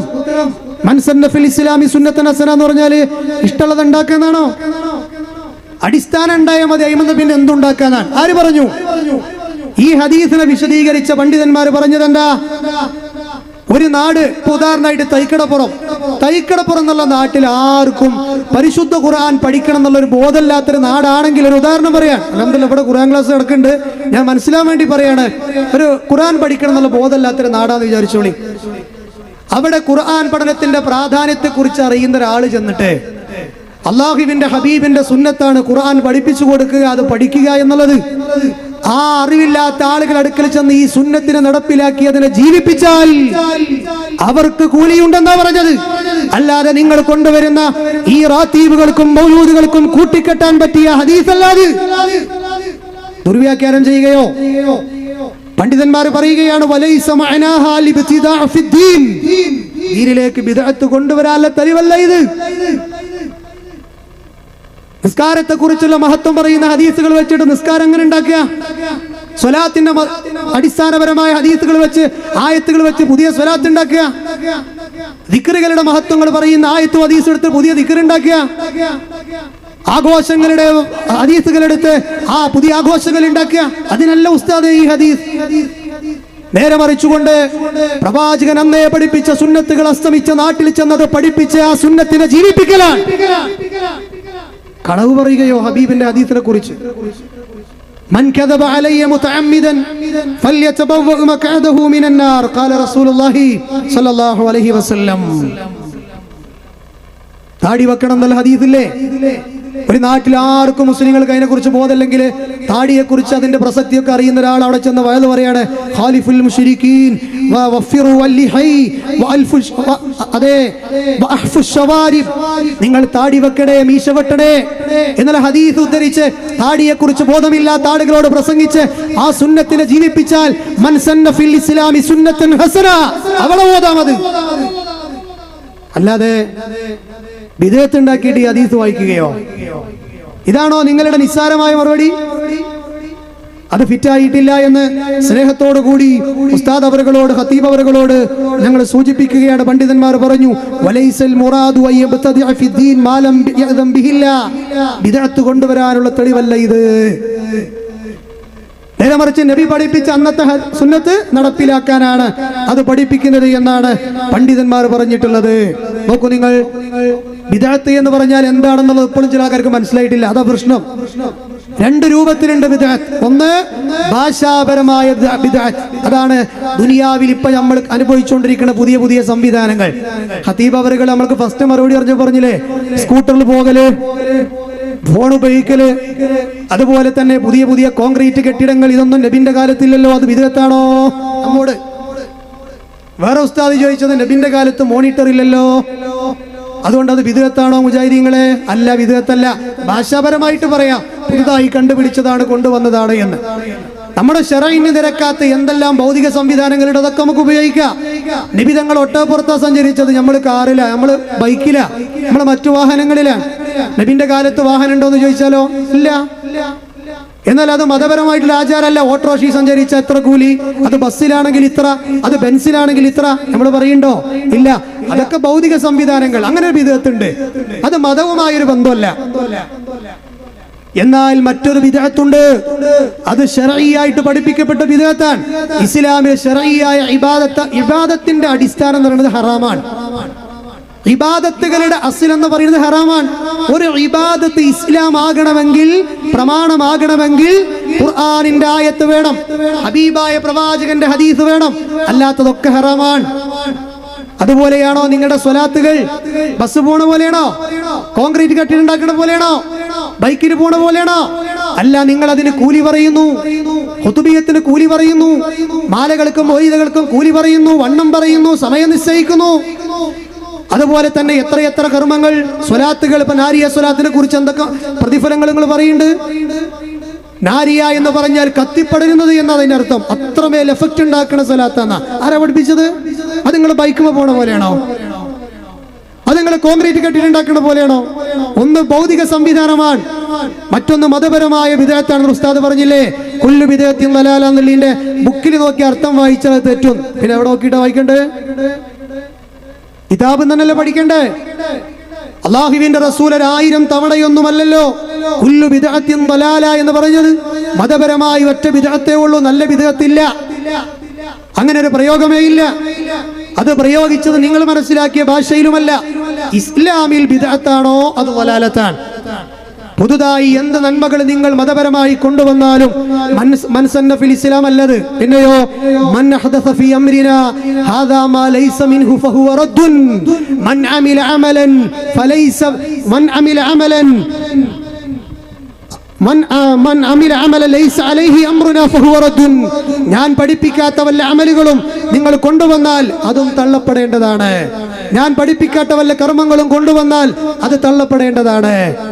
ഇതാണ് ഈ വിഷയത്തിൽ ഞങ്ങളുടെ നിലപാട്. കാരണം അൽയൗമ അക്മൽതു ലക്കും ദീനക്കും വഅത്മംതു അലൈക്കും നിഅമതി വറളീതു ലക്കുമുൽ ഇസ്ലാമ ദീനാ.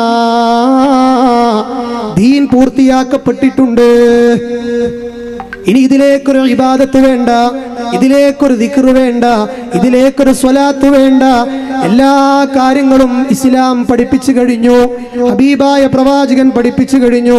മഹാനായ ഇബ്നു ഉമർ റളിയല്ലാഹു അൻഹു പറഞ്ഞില്ലേ, അതേ എത്ര നല്ല കർമ്മമാണ് നിങ്ങൾ ദീനിലേക്ക് കൊണ്ടുവരുന്നതെങ്കിലും കുല്ലു ബിദ്അത്തിൻ ളലാല വ ഇൻ റആഹൻ നാസു ഹസനാ. എത്ര നല്ലതായി കണ്ടാലും ശരി, അന്നദാനമല്ലേ, ദിക്റല്ലേ, ഖുർആൻ പാരായണമല്ലേ, ഇന്ന കാര്യങ്ങളല്ലേ, എത്ര നല്ലതാണെങ്കിലും ശരി, ഹബീബ് പഠിപ്പിക്കാത്തതാണോ? കുല്ലു ബിദ്അത്തിൻ ളലാല. നിങ്ങൾക്കൊരു സംഭവം ഞാൻ പെട്ടെന്ന് കേൾപ്പിക്കുകയാണ്. മഹാനായ ഇബ്നു മസ്ഊദ് റളിയല്ലാഹു അൻഹു ജീവിച്ചിരിക്കുന്ന കാലം, ഹബീബായ പ്രവാചകന്റെ കാലശേഷം അതാ കുഫ എന്ന് പറയുന്ന നാട്ടിലെ അറിയപ്പെട്ട പള്ളിയിൽ അവരൊക്കെ നിസ്കരിക്കാൻ വരുന്ന പള്ളിയാണ്. കുറച്ചാളുകൾ അതാ നിസ്കാരത്തെ കാത്തിരിക്കുകയാണ്. കാത്തിരിക്കുന്ന ആളുകൾ വട്ടം കൂടി ഹൽക്കയായിരിക്കുകയാണ്. അതിന്റെ നടുവിൽ ഒരു അമീർ ഇരിപ്പുണ്ട്. ആ അമീർ ചുറ്റുമുള്ള ആളുകളോട് പറയുകയാണ്, നിങ്ങളുടെ കൈകളിലുള്ള ചെറിയ ചെറിയ കല്ലുകൾ ഉണ്ടല്ലോ, അതേ അതുപോലെ തന്നെ ഹമ്മിദൂമിയ, ഞാൻ അൽഹംദുലില്ലാ പറയുമ്പോ 100 വട്ടം നിങ്ങളത് ചൊല്ലി കല്ല് പൊറുക്കിയിടണേ, സുബ്ഹാനല്ലാഹ് പറയുമ്പോ കല്ല് പൊറുക്കിയിടണേ. അവർ നിസ്കാരത്തെ വെയിറ്റ് ചെയ്യുകയാണ്. ഈ വിവരം അതാ പള്ളിയിലേക്ക് വരാനിരിക്കുന്ന ഇബ്നു മസ്ഊദ് റളിയല്ലാഹു അൻഹു അറിയുകയാണ്.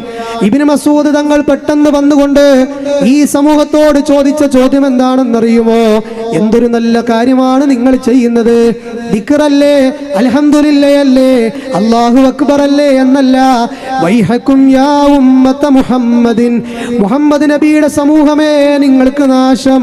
മാ അസ്റഅലതുകും ഹൗലാഇ സ്വഹാബത്തു നബിയിക്കും സല്ലല്ലാഹു അലൈഹി വസല്ലം. അതേ, എത്ര പെട്ടെന്നാണ് നിങ്ങൾ പിഴച്ചു പോയത്. ഹബീബായ പ്രവാചകൻ ഉപയോഗിച്ച പാത്രങ്ങൾ ഉടഞ്ഞു തീർന്നിട്ടില്ല, അവിടുന്ന് ഉപയോഗിച്ച വസ്ത്രങ്ങൾ നുറുമ്പി തീർന്നിട്ടില്ല. അതിന്റെ മുന്നേ നിങ്ങൾ ളലാലത്തിന്റെ വഴി വെട്ടി തുറക്കുകയാണോ? എന്താണ് അവർ ചെയ്ത ബിദ്അത്ത്? പറയൂ സമസ്തക്കാരെ. സുബ്ഹാനല്ലാഹ് ചൊല്ലിയതാണോ? അൽഹംദുലില്ലാഹ് ചൊല്ലിയതാണോ? അല്ലാഹു അക്ബർ ചൊല്ലിയതാണോ? ഇമാം ദാരിമി തന്റെ സുനനിൽ ഇത് ഉദ്ധരിച്ചിട്ടില്ലേ? സ്വഹീഹല്ലേ? അല്ല എന്ന് പറയാൻ ആർക്കും സാധ്യമല്ല. പക്ഷേ അത് ബിദ്അത്തായത് അവർ അതിന് പ്രത്യേക രീതി നിശ്ചയിച്ചു. ഒരു വട്ടം കൂടിയിരിക്കാൻ അതിന് പഠിപ്പിച്ചിട്ടില്ല, കല്ലിങ്ങനെ പ്രത്യേകം പെറുക്കിയിടാൻ പഠിപ്പിച്ചിട്ടില്ല, ഒരു അമീർ നിശ്ചയിക്കാൻ പഠിപ്പിച്ചിട്ടില്ല. എന്നിട്ട് മഹാനായ ഇബ്നു മസ്ഊദ് റളിയല്ലാഹു അൻഹു പറയുകയാണെന്ത്? അതേ, ഇബ്നു മസ്ഊദിനോട് ആ ദിക്ർ ചൊല്ലുന്ന ആളുകൾ പറയുകയാണ്, മാ അറദ്നാ ബിഖൈർ, അല്ലയോ ഇബ്നു മസ്ഊദേ, ഞങ്ങൾ നല്ലതല്ലാത്തതൊന്നും ഉദ്ദേശിച്ചില്ല, ഖൈറേ ഞങ്ങൾ ഉദ്ദേശിച്ചുള്ളൂ. അന്നദാനം ഖൈറാണ്, ഖുർആൻ പാരായണം മരിച്ചെടുത്ത് ഖൈറാണ് എന്നൊക്കെ പറയുന്നവരില്ലേ, നല്ലതല്ലേ എന്ന് പറയുന്നവരില്ലേ? എങ്കിൽ അവരോട് പറയാനുള്ളത് സ്വലാത്തല്ലേ, ദിക്റല്ലേ എന്ന് പറഞ്ഞു കൊണ്ടുവരാൻ പറ്റിയ ഇരപ്പന്റെ അരിക്കൊട്ടയല്ല കേട്ടോ ദീൻ. നേരെ മറിച്ചുകൊണ്ട് അൽയൗമ അക്മൽതു ലക്കും ദീനക്കും വഅത്മംതു അലൈക്കും നിഅമതി വറളീതു ലക്കുമുൽ ഇസ്ലാമ ദീനാ. ദീന് പൂർത്തിയാക്കപ്പെട്ടിട്ടുണ്ട്. ഇമാം ഷാത്തിബി റഹിമഹുല്ലാഹ് അദ്ദേഹത്തിന്റെ കിതാബുൽ ഇഅ്തിസാം ബിൽ കിതാബി വസ്സുന്നഹ് എന്ന് പറയുന്ന ഗ്രന്ഥത്തിന്റെ 1-ാം വാള്യത്തിൽ പറഞ്ഞില്ലേ, എന്ത്? ബിദ്അത്ത് എന്ന് പറഞ്ഞാൽ ആരാധനകളിൽ അധികരിപ്പിക്കലാണ്, നന്മ ഉദ്ദേശിച്ചുകൊണ്ട്. ഓൾറെഡി ഒരു സ്വലാത്തുണ്ട്, നന്മ ഉദ്ദേശിച്ച് വേറെ കുറച്ച് സ്വലാത്തുകൾ കൊണ്ടുവരിക. ഓൾറെഡി ദിക്റുകളുണ്ട്, നന്മ ഉദ്ദേശിച്ച് വേറെ ദിക്റുകൾ കൊണ്ടുവരിക. ഓൾറെഡി ഒരു ഖുർആൻ പാരായണങ്ങൾ പഠിപ്പിക്കപ്പെട്ട ഇടങ്ങളുണ്ട്, നമ്മൾ നന്മ ഉദ്ദേശിച്ച് വേറെ ചില സ്ഥലങ്ങൾ പഠിപ്പിക്കുക.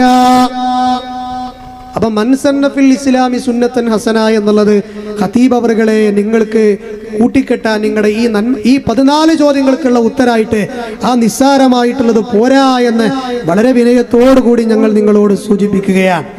അല്ലേ? ഞങ്ങൾ പറഞ്ഞിരുന്നില്ലേ 400 കൊല്ലം മുമ്പ് വന്നത്, 300 കൊല്ലം മുമ്പ് വന്നത്, 600 കൊല്ലം മുമ്പ് വന്നത്, 700 കൊല്ലം മുമ്പുണ്ടായ ബുർദ ബൈത്ത് ചൊല്ലണമെങ്കിൽ അത് തന്നെ ബിദഅത്താണ്. ഭൂസൂരി ഉണ്ടാക്കിയ ബുർദയോ ബിദഅത്ത്. ആ ബുർദ ചൊല്ലണമെങ്കിൽ വുളു വേണമല്ലോ.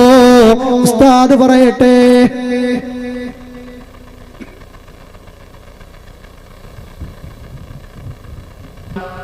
ബുർദ ചെല്ലുന്ന സദസ്സ് മാത്രമല്ല കഴിഞ്ഞു പോയ ഇമാമിങ്ങളെല്ലാം പറഞ്ഞിട്ടുണ്ട് ബുർദ ചെല്ലുന്നവർക്ക് ഉണ്ടാകണം. ബുർദ ചെല്ലുന്ന സദസ്സ് മക്ബൂലാണെങ്കിൽ അവിടെയും ഖദർ വരുന്നു. ഖദർ വന്ന സംഭവം എത്രയോ ഞാൻ കണ്ടിട്ടുണ്ട്, കിതാബിൽ ഞാൻ കണ്ടിട്ടില്ല. എത്രയോ സദസ്സിൽ ബുർദ ചെല്ലുന്ന സദസ്സ് ഖദർ നബി വന്നിരിക്കും. ഖദർ നബിക്ക് ഭയങ്കര ഇഷ്ടമാണ്. എന്ത് ബുർദയിലെ അങ്ങോട്ട് തട്ടി വിടുകയാണ്. ഖിളർ നബി വന്നു. ഇയാള് ഖിളർ നബിനെ കണ്ടിക്കണ? ഇയാളിപ്പോ എവിടെ പിടുത്തം കിട്ടാതെ പോയി ഇപ്പൊ എവിടെല്ലോ എത്തിയിട്ടുണ്ട്. EK സംസ്ഥയിലുള്ള കാലത്ത് പ്രസംഗിച്ചാണത്. ബുർദ ചെല്ലണമെങ്കിൽ ഉളുവാണല്ലോ. എവിടെ ഹദീസുള്ള ഉസ്താദ്? നിങ്ങൾ എന്തിനാണ് ഈ നുണ പറയുന്നത്? ബുർദയോ ബിദ്അത്താണ്. 700 കൊല്ലങ്ങൾക്ക് മുമ്പ് ബുർദ ബിദ്അത്തല്ലേ? നബിയോ സഹാബത്തോ പഠിപ്പിച്ചതാണോ അത്? അത് ചൊല്ലണമെങ്കിൽ വുളു വേണല്ലോ. അതിന് നിങ്ങൾ മൻസൻ ഫിൽ ഇസ്ലാമി സുന്നത്തുൻ ഹസന എന്ന് ഓതിയാ മതി ഖതീബേ. അത് ഇതിലേക്ക് ചേർക്കാൻ പറ്റുമോ? പറ്റൂല. ഇനി നിങ്ങൾ ഇതിനു കൂടി ഒരു തെളിവ് പറഞ്ഞാട്ടി.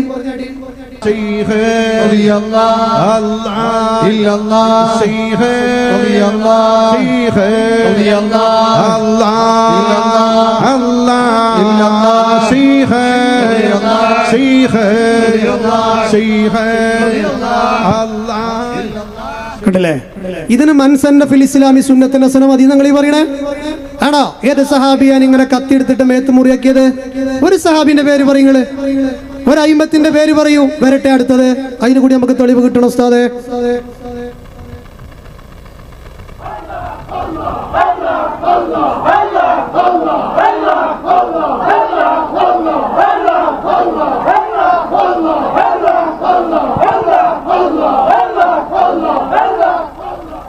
അല്ലേ? അപ്പൊ ഇതിനൊക്കെ മൻസന്ന ഫിൽ ഇസ്ലാമി സുന്നത്തുൻ ഹസന അല്ലേ? അള്ളാഹുവിന്റെ റസൂലിന്റെ ഹദീസിനെ ദുർവ്യാഖ്യാനിച്ചിട്ട് നിങ്ങൾക്ക് ഇതിന് മതിയ തെളിവ്? തീർന്നില്ല. മറ്റൊരു റാത്തീബ് വരട്ടെ.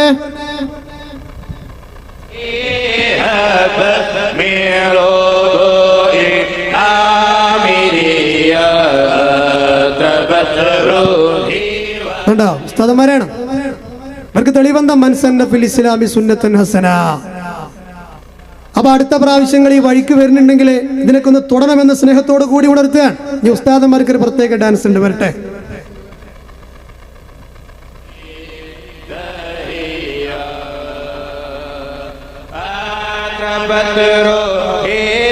ശരി മതി. ഇങ്ങനെ കുറെ ഉണ്ട്. നിങ്ങൾ കണ്ടിട്ടുണ്ട്. നിങ്ങൾ സോഷ്യൽ മീഡിയ ഉപയോഗിക്കുന്ന ആളുകളാണല്ലോ. അപ്പൊ ഇതിനൊക്കെ നിങ്ങൾ തെളിവ് കൊണ്ടുവരണം. ഇമാം മാലിക് റഹിമഹുല്ല പറഞ്ഞില്ലേ, ഹബീബായ പ്രവാചകന്റെ കാലത്ത് ദീനാകാത്തത് ഇന്നും ദീനാകാൻ പാടില്ല. അന്ന് ദീനായത് എന്താണോ അതേ ഇന്നും ദീനാകാവൂ. അതിൽ ഈ റാത്തീബുകളുണ്ടോ, അതിൽ ബുർദയുണ്ടോ, അതിൽ മാലയുണ്ടോ, അതിൽ മൗലിദുണ്ടോ, നിങ്ങളിന്ന് ചൊല്ലുന്ന പലതുമുണ്ടോ? ഞങ്ങളുടെ 14 ചോദ്യത്തിനുള്ള ഉത്തരങ്ങളുണ്ടോ? നിസാരമായി മറുപടി പറഞ്ഞു പോയാ പോരല്ലോ. ഈ സമൂഹത്തിന് സത്യം പറഞ്ഞു കൊടുക്കൽ നിങ്ങളുടെ ബാധ്യതയല്ലയോ? ഇനി നോക്കൂ, നിങ്ങൾ ഉള്ള പുത്തൻ ആചാരങ്ങളിൽ ഇത്തരത്തിലുള്ള ബിദ്അത്തുകളിലൊക്കെ പെട്ടുപോയാലുണ്ടല്ലോ എന്താണ് സംഭവിക്കുക എന്ന് നിങ്ങൾ തന്നെ പറയുന്നുണ്ട്. പക്ഷെ നിങ്ങളത് കേൾക്കുന്നില്ല എന്നത് വേറെ വിഷയമാണ്. അജ്മൽ ഫൈസി പറയട്ടെ. പ്രശംസിക്കുക. കാരണം ഒരു ബിദ്അത്ത് നമ്മുടെ നാട്ടിൽ, നമ്മുടെ മഹല്ലത്തിൽ, നമ്മുടെ പ്രദേശങ്ങളിൽ ഒരു ബിദ്അത്തിന്റെ വിത്ത് നാം വിട്ടു തുടങ്ങിയാൽ അത് നമ്മെ കാർന്ന് തിന്നുന്നതാണ്. അത് നമ്മെ കാർന്ന് കേട്ടില്ലേ? ബിദ്അത്തിന്റെ നാമ്പ് മുളപൊട്ടി വന്നാൽ അത് നമ്മളെ കാർന്ന് തിന്നും. ഇത് പറയാനുണ്ടായ കാരണം എന്താണ്? ഇസ്ലാമിനെ ചുരുക്കി ഇടുക്കമുള്ളതാക്കിയ ആളുകളാണത്രേ നമ്മൾ. സ്വലാത്ത് പറഞ്ഞാൽ അത് ഇവർക്ക് പറ്റൂല, റാത്തീബ് പറഞ്ഞാൽ അത് ഇവർക്ക് പറ്റൂല, എന്ത് പറഞ്ഞാലും പറ്റൂല. ഇസ്ലാമിനെ ഇടുക്കമുള്ളതാക്കി എന്നാണ് പറഞ്ഞത്. അതിന് അജ്മൽ ഫൈസി എന്ന് പറയുന്ന എൻ്റെ നാട്ടുകാരനായ ആ സഹോദരൻ ഇവിടെ വന്ന് പ്രസംഗിച്ചത് എന്തിനാണ്? എന്താ പറഞ്ഞതെന്നറിയുമോ? നിസ്കാര ശേഷം കൂട്ടുപ്രാർത്ഥന ഇല്ല എന്ന് നമ്മൾ പറഞ്ഞ് ദീനിനെ ഇടുക്കമുള്ളതാക്കി നമ്മൾ മാറ്റി. സംസാരത്തിന്റെ ആവേശത്തിനിടയിൽ അജ്മൽ ഫൈസി പറയുകയാണ്, എന്റെ നമസ്കാര ശേഷമുള്ള കൂട്ടുപ്രാർത്ഥന ശിർക്കാണെന്ന് നമ്മൾ പറഞ്ഞു. പാർട്ടിക്കാർ ഇവിടെ എന്താണ് ചെയ്തത്? ഇവിടെയുള്ള മുജാഹിദുകാർ, ഇവിടെയുള്ള ജമാഅത്തെ ഇസ്ലാമിക്കാർ, ഈ രാജ്യത്തുള്ള നമ്മുടെ നാട്ടിലുള്ള മുജാഹിദ് വിഭാഗക്കാരും ജമാഅത്തെ ഇസ്ലാമിക്കാരും എന്താണ് ചെയ്തത്? പരിശുദ്ധമായ ഇസ്ലാമിനെ നിർജീവമാക്കി എന്ന്. പരിശുദ്ധമായ ഇസ്ലാമിനെ സജീവമായി കിടക്കുന്ന പരിശുദ്ധമായ ഇസ്ലാമിനെ നിർജീവമാക്കി. ഇസ്ലാം ഒരു ഒതുങ്ങിക്കൂടിയ മതമാണ് എന്ന് വരുത്തി തീർത്തു. നിങ്ങൾ നോക്ക്, നമ്മുടെ മഹാന്മാരായ പണ്ഡിതന്മാർ നിസ്കാര ശേഷം ദുആ നടത്തുന്നു, കൂട്ടുപ്രാർത്ഥന നടത്തുന്നു. ഇത് ശിർക്കാണ് എന്ന് പറഞ്ഞു. നിസ്കാര ശേഷം ദുആ നടത്തുന്നു, കൂട്ടുപ്രാർത്ഥന നടത്തുന്നു. ഇത് ശിർക്കാണ് എന്ന് പറഞ്ഞു. നിസ്കാര ശേഷം ഇത് കേട്ടില്ല. അത് 3 പ്രാവശ്യം കേൾപ്പിച്ചത് അയാൾ പറഞ്ഞല്ല, മനസ്സിലാൻ വേണ്ടി കേൾപ്പിച്ചതാണ്. നിസ്കാര ശേഷമുള്ള കൂട്ടുപ്രാർത്ഥന ശിർക്കാണ് നമ്മൾ പറഞ്ഞിട്ടില്ല. അജ്മൽ ഫൈസി നിങ്ങൾ പറഞ്ഞത് അറിയാതെ പറഞ്ഞതാണെങ്കിൽ അള്ളാഹ് പുറത്തു തരട്ടെ. അതല്ല നിങ്ങളെ ജനങ്ങളെ തെറ്റിദ്ധരിപ്പിക്കാൻ പറഞ്ഞതാണെങ്കിൽ നിങ്ങൾ രേഖ കൊണ്ടുവരണം. ഞങ്ങൾ പറയുന്നത് എന്താണ്? ഉസ്താദ് അണികളിലേക്ക് തിരിഞ്ഞിരിഞ്ഞ് നടത്തുന്ന കൂട്ടുപ്രാർത്ഥന ഹബീബായ പ്രവാചകൻ എത്രയോ വക്ത് നിസ്കരിച്ചിട്ട് കാണിച്ചു തന്നിട്ടില്ല. നേരെ മറിച്ച് അതിന്റെ അർത്ഥം നിസ്കാര ശേഷം ദിക്റും ദുആകളില്ല എന്നല്ല. പഠിപ്പിക്കപ്പെട്ട അദ്കാറുകളുണ്ട്, പഠിപ്പിക്കപ്പെട്ട ദിക്റുകളുണ്ട്, അതൊക്കെ ചൊല്ലണം. അതൊക്കെ മാറി മാറിയിരുന്ന് ഒറ്റക്ക് ചൊല്ലുക. പക്ഷേ ഉസ്താദ് തിരിഞ്ഞിരുന്നിട്ട് ഒരു കൂട്ടുപ്രാർത്ഥന പറഞ്ഞ് ഉസ്താദിന്റെ ശ്വാസം പോണടത്തൊക്കെ അണികൾ ആമീൻ പറയുന്ന സമ്പ്രദായം ഉണ്ടല്ലോ, അതാരും പഠിപ്പിച്ചു തന്നിട്ടില്ല. അള്ളാഹുവിന്റെ റസൂല് പഠിപ്പിച്ചു തന്നിട്ടില്ല. ഇങ്ങനെ ഒരു പ്രവാചകരിൽ നിന്ന് ഇങ്ങനെ ഒരു ചര്യ കിട്ടിയിട്ടില്ല എന്ന് നമ്മൾ മനസ്സിലാക്കേണ്ടതാണ്. നോക്കൂ, നിങ്ങൾ ദീനൊക്കെ ആചരിക്കേണ്ടത് എങ്ങനെയാണ് എന്ന് അജ്മൽ ഫൈസി നമുക്ക് പഠിപ്പിച്ചു തരേണ്ടെന്ന് കേട്ടോ. നിങ്ങൾ അലൈഹി വസല്ലമ തങ്ങൾ നമുക്ക് മുന്നറിയിപ്പ് നൽകിയിട്ടുണ്ട്. ഫഇന്നഹു മൻ യഇശു മിൻകും ബഅദി ഫസയറ ഇഖ്തിലാഫൻ കസീറ. നിങ്ങളിൽ ആരെങ്കിലും എൻ്റെ കാലശേഷം ജീവിക്കുകയാണെങ്കിൽ, എൻ്റെ കാലശേഷം നിങ്ങളിൽ ആരെങ്കിലും ഈ സമൂഹത്തിൽ എൻ്റെ കാലശേഷം ആരെങ്കിലും ജീവിക്കുകയാണെങ്കിൽ ധാരാളം ഇഖ്തിലാഫുകൾ കാണും. കസീറ, ധാരാളം. ആ സമയത്ത് നിങ്ങൾ എൻ്റെ ചര്യയിൽ ഒതുങ്ങി നിൽക്കണേ, എൻ്റെ ഖലീഫമാരുടെ ചര്യയിൽ നിൽക്കണേ. നിങ്ങളവിടെ നിന്നിട്ടുണ്ടോ? അങ്ങനെ നിന്നിട്ടുണ്ടെങ്കിൽ ഞങ്ങൾ ഇത്രയും പറഞ്ഞ കാര്യത്തിലുള്ള ചര്യ എന്താ നിങ്ങൾക്കുള്ളത്? അപ്പൊ നിങ്ങൾ വാചികമായി പ്രസംഗിക്കുന്നു, നിങ്ങളുടെ അമലുകളിൽ അതില്ല. വിശ്വാസപരമായ കാര്യങ്ങളിലുമില്ല, കർമ്മപരമായ കാര്യങ്ങളിലുമില്ല. ഇങ്ങനെ ഈ ഒരു മാനദണ്ഡം വെച്ച് നോക്കിയാൽ എങ്ങനെ പ്രമാണവൽക്കരിക്കാൻ കഴിയും ഈ കൂട്ടുപ്രാർത്ഥനയെ? നിങ്ങൾക്ക് നബി സല്ലല്ലാഹു അലൈഹി വസല്ലം നിസ്കാരം കഴിഞ്ഞാൽ മഹദിയായ ആയിഷ ബീവി പറയുകയാണ്, ഇദാ സല്ലമ ലം യഖുദ ഇല്ലാ മിഖ്ദാറൻ. അവിടുന്ന് നിസ്കാരപ്പായയിൽ ഇരിക്കാറില്ല ഏതുവരെ? അല്ലാഹുമ്മ അൻതസ്സലാം വമിൻകസ്സലാം തബാറക്ത യാ ദൽ ജലാലി വൽ ഇക്റാം. അത് ചൊല്ലണവരെ അവിടെ ഇരിക്കൂല, അത് ചൊല്ലണവരെ അവിടെ ഇരിക്കുള്ളൂ. അത് കഴിഞ്ഞാൽ മാറിയിരുന്നു കൊണ്ട് അദ്കാറുകൾ ചൊല്ലിയിരുന്നു. ഇവിടെ ഞങ്ങളുള്ളത് ഇത് ചെയ്യാത്തതിന്റെ പേരിൽ ഞങ്ങൾ ശിർക്ക് ചെയ്തവരായി എന്നും അതുപോലെ തന്നെ ഞങ്ങൾ ദീന ഇടുക്കമുള്ളതാക്കി എന്നൊക്കെ പറഞ്ഞാൽ ഇമാം ശാഫിഈ റഹിമഹുല്ലാഹ് പറഞ്ഞൊരു വാക്ക് എന്താണ്? ഇമാമിന് ഏറ്റവും ശ്രേഷ്ഠമായത് വല്ല അഫ്ളലുൽ ഇമാം ഇദാ സല്ലം യഖൂമു മിൻ മുസല്ല അഖീബ സലാമഹു ഇദാ ലം യകുൻ ഖൽഫഹു നിസാ. സ്ത്രീകൾ പിറകിലില്ല എങ്കിൽ ഇമാം പെട്ടെന്ന് എണീറ്റ് പോകലാണ് അഫ്ളൽ എന്ന് ഇമാം ശാഫിഈ റഹിമഹുല്ലാഹ് അദ്ദേഹത്തിന്റെ വാക്ക് തുഹ്ഫ എന്ന് പറയുന്ന ഗ്രന്ഥത്തിൽ പണ്ഡിതന്മാർ കൊടുക്കുന്നുണ്ട്. അവിടെ ഞങ്ങളുള്ളത്. അപ്പൊ ഇതൊക്കെ ഹദീസുകളിൽ ഇല്ലാത്തത് ഞങ്ങൾ മാറ്റിവെച്ചതിന്റെ പേരിൽ നിങ്ങൾ പ്രസംഗത്തിൽ പറയുന്ന ഹദീസുള്ളത് ചെയ്യും വേണം. അത് ചെയ്ത് ഞങ്ങളെ നിങ്ങൾ പുത്തംവാദികളാക്കും ചെയ്യുന്നതിന്റെ പിന്നിൽ എന്താണ് അതിന്റെ മാന്ത്രികം ഞങ്ങൾക്ക് മനസ്സിലാകുന്നില്ല എന്ന് സ്നേഹത്തോട് കൂടി ഉണർത്തുക. എന്നിട്ട് അജ്മൽ ഫൈസി നമ്മളോടൊക്കെ സങ്കടം പറയുന്നുണ്ട്. നിങ്ങൾ നോക്ക്, ഖുതുബിയത്തും മൗലിദും ഓതിയിരുന്ന, ഖബർ സിയാറത്ത് നടത്തിയിരുന്ന, വളരെ മനോഹരമായി ഇസ്ലാമിന്റെ ആചാരങ്ങളും അനുഷ്ഠാനങ്ങളും വളരെ കൃത്യമായി മനോഹരമായി ഇസ്ലാമിനെ സജീവമാക്കിയിരുന്ന എല്ലാത്തിൻ്റെയും നടുവിൽ അവർ കൊണ്ടുപോയി കത്തിവെച്ചു, ഇസ്ലാമിനെ നിർജീവമാക്കി. ഇസ്ലാമിനെ നിർജീവാക്കി. അദ്ദേഹത്തിന്റെ പ്രസംഗത്തിൽ ഇടക്കിടക്ക് വന്നൊരു വാക്കാണ് നിർജീവത. ആരാ നിർജീവാക്കണത്? നമ്മളാണോ? ഇസ്ലാമിൽ ഇല്ലാത്തത് കടത്തി കൂട്ടിയിട്ട് ഇസ്ലാമിന്റെ മുഖത്തെ വികൃതമാക്കുന്നത് നിങ്ങളല്ലേ? ഇതൊക്കെ അല്ലേ കഴിഞ്ഞ പ്രോഗ്രാമിൽ ഞങ്ങൾ ചോദിച്ചിരുന്നു. അങ്ങനെയാണെങ്കിൽ നിങ്ങൾ ചെയ്ത 14 ചോദ്യത്തിന് നിങ്ങളൊന്ന് മറുപടി പറയുകയാണെങ്കിൽ ഈ പറഞ്ഞ നിങ്ങളുടെ ഈ വാക്കിന് ആത്മാർത്ഥതയില്ല എന്ന് അപ്പൊ മനസ്സിലാക്കാൻ പറ്റും അല്ലേ? പിന്നെ അദ്ദേഹം പറഞ്ഞൊരു കാര്യം എന്താ? നിങ്ങൾ പെട്ടെന്ന് ഞാൻ ചുരുക്കുകയാണ്. അദ്ദേഹം പറഞ്ഞത് ഉമർ മൗലവി എന്ന് പറയുന്ന പണ്ഡിതൻ നബി സല്ലല്ലാഹു അലൈഹി വസല്ലം 100 തെറ്റ് ചെയ്തിരുന്ന ആളാണ് എന്നൊക്കെ പറഞ്ഞു വെച്ചിട്ടുണ്ട് എന്നാണ് അദ്ദേഹം നമ്മളെ കുറിച്ച് പറഞ്ഞിട്ടുള്ളത്. ആ ക്ലിപ്പൊന്നും ഞാൻ ഇവിടെ കേൾപ്പിക്കുന്നില്ല അല്ലേ. നോക്കൂ നിങ്ങൾ, മഹാനായ ഉമർ മൗലവി റഹിമഹുല്ലാ, അദ്ദേഹത്തിന്റെ ഖബറിടം അല്ലാഹു വിശാലമാക്കി കൊടുക്കുമാറാകട്ടെ. ആ ഉമർ മൗലവിയുടെ സൽസബീലിൽ അദ്ദേഹം പറഞ്ഞത് ഒരു ഹദീസാണ്. അല്ലാഹുവിന്റെ റസൂൽ പറഞ്ഞില്ലേ, ഞാൻ അല്ലാഹുവിലേക്ക് 100 പ്രാവശ്യം തൗബ ചെയ്ത് മടങ്ങാറുണ്ട്, 70 പ്രാവശ്യം എന്ന് വേറെ റിവായത്തുണ്ട്. ഇതിൽ തെറ്റ് ചെയ്ത് വന്നു പോയോ എന്നുള്ള ഒരു കുറ്റബോധം പ്രവാചകന്റെ മനസ്സിൽ ഉണ്ടായി എന്ന് ഉമർ മൗലവി എഴുതി വെച്ചതിനെ കുറിച്ച് പറഞ്ഞു വെച്ചത് എന്താ?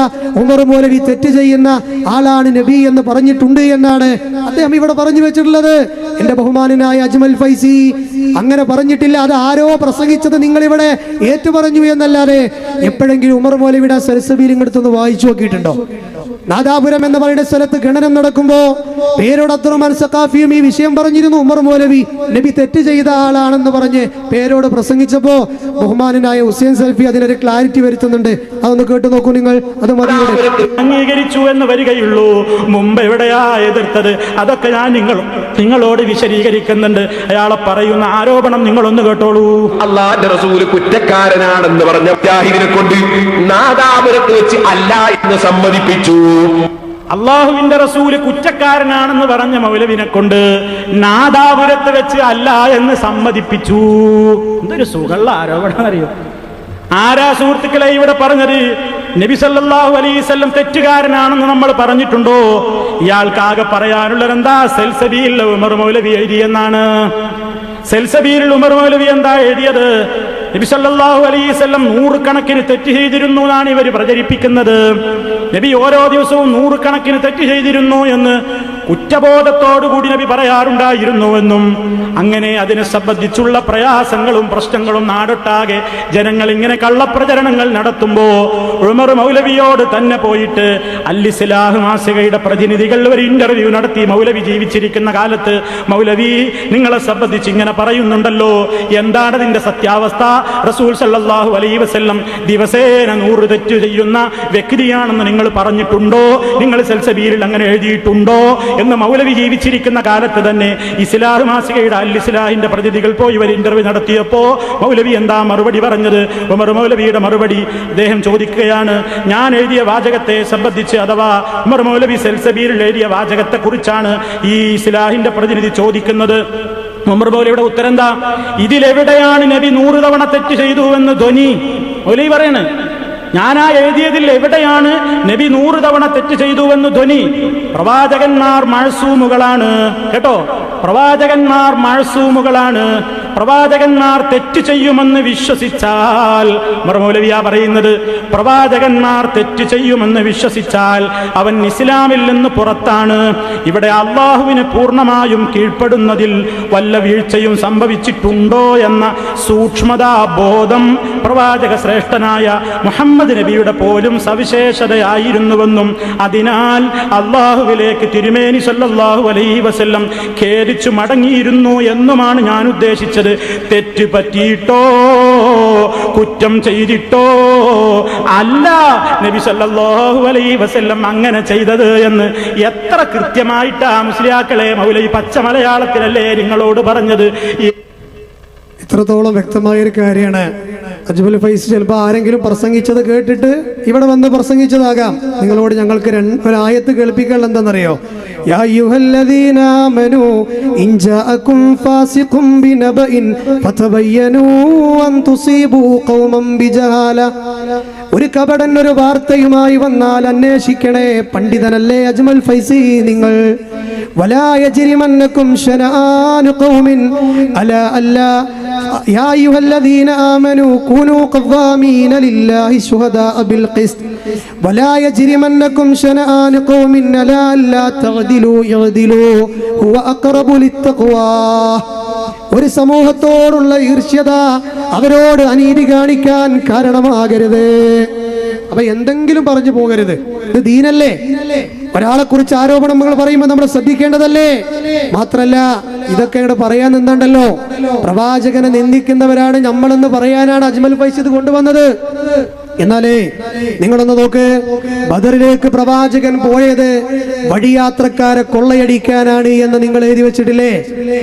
നിങ്ങളുടെ സദഖത്തുള്ള മുസ്ലിയാരെ എഴുതി വെച്ചിട്ടില്ലേ? ആരാ നിങ്ങളുടെ സദഖത്തുള്ള മുസ്ലിയാരെ? സ്ക്രീനിലേക്ക് നോക്കൂ.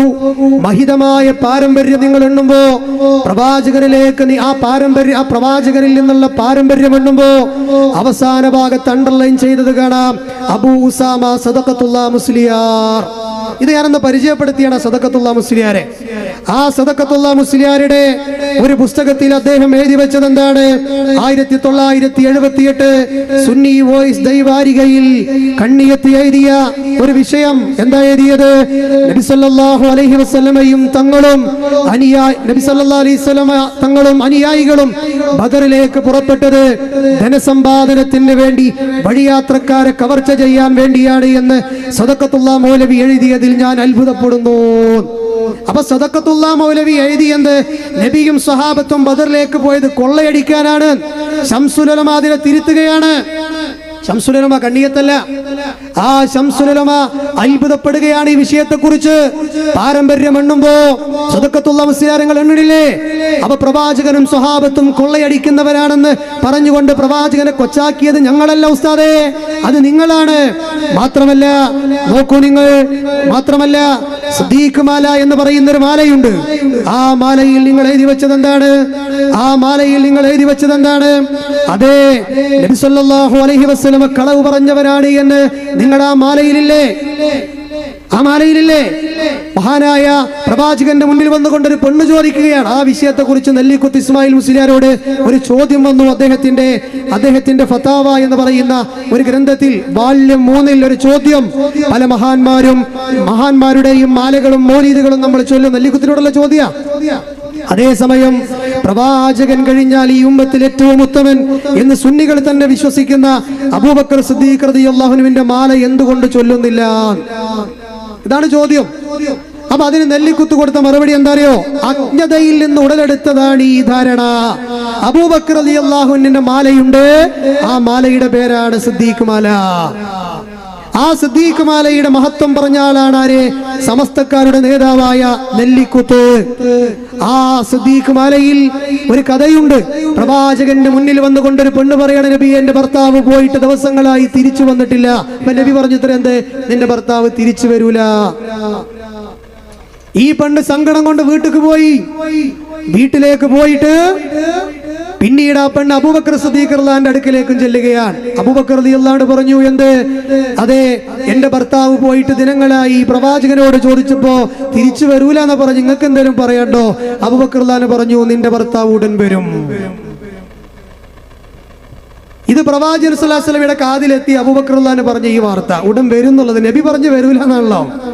അപ്പോ അള്ളാഹുവിന്റെ റസൂൽ കുറെ നേരം ചിന്താ നിമഗ്നനായിരുന്നു.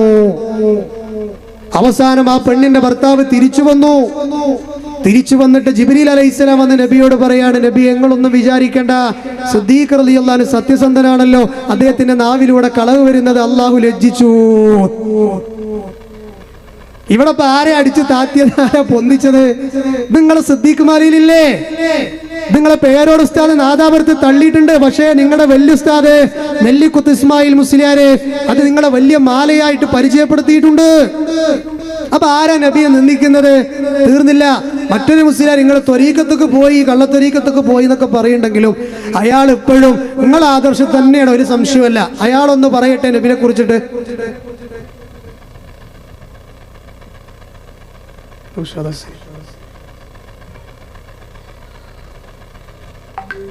വീട്, മൂലേര വീട്, വലിയ വലിയ ആളുകളുടെ ഒക്കെ വീടുകൾ.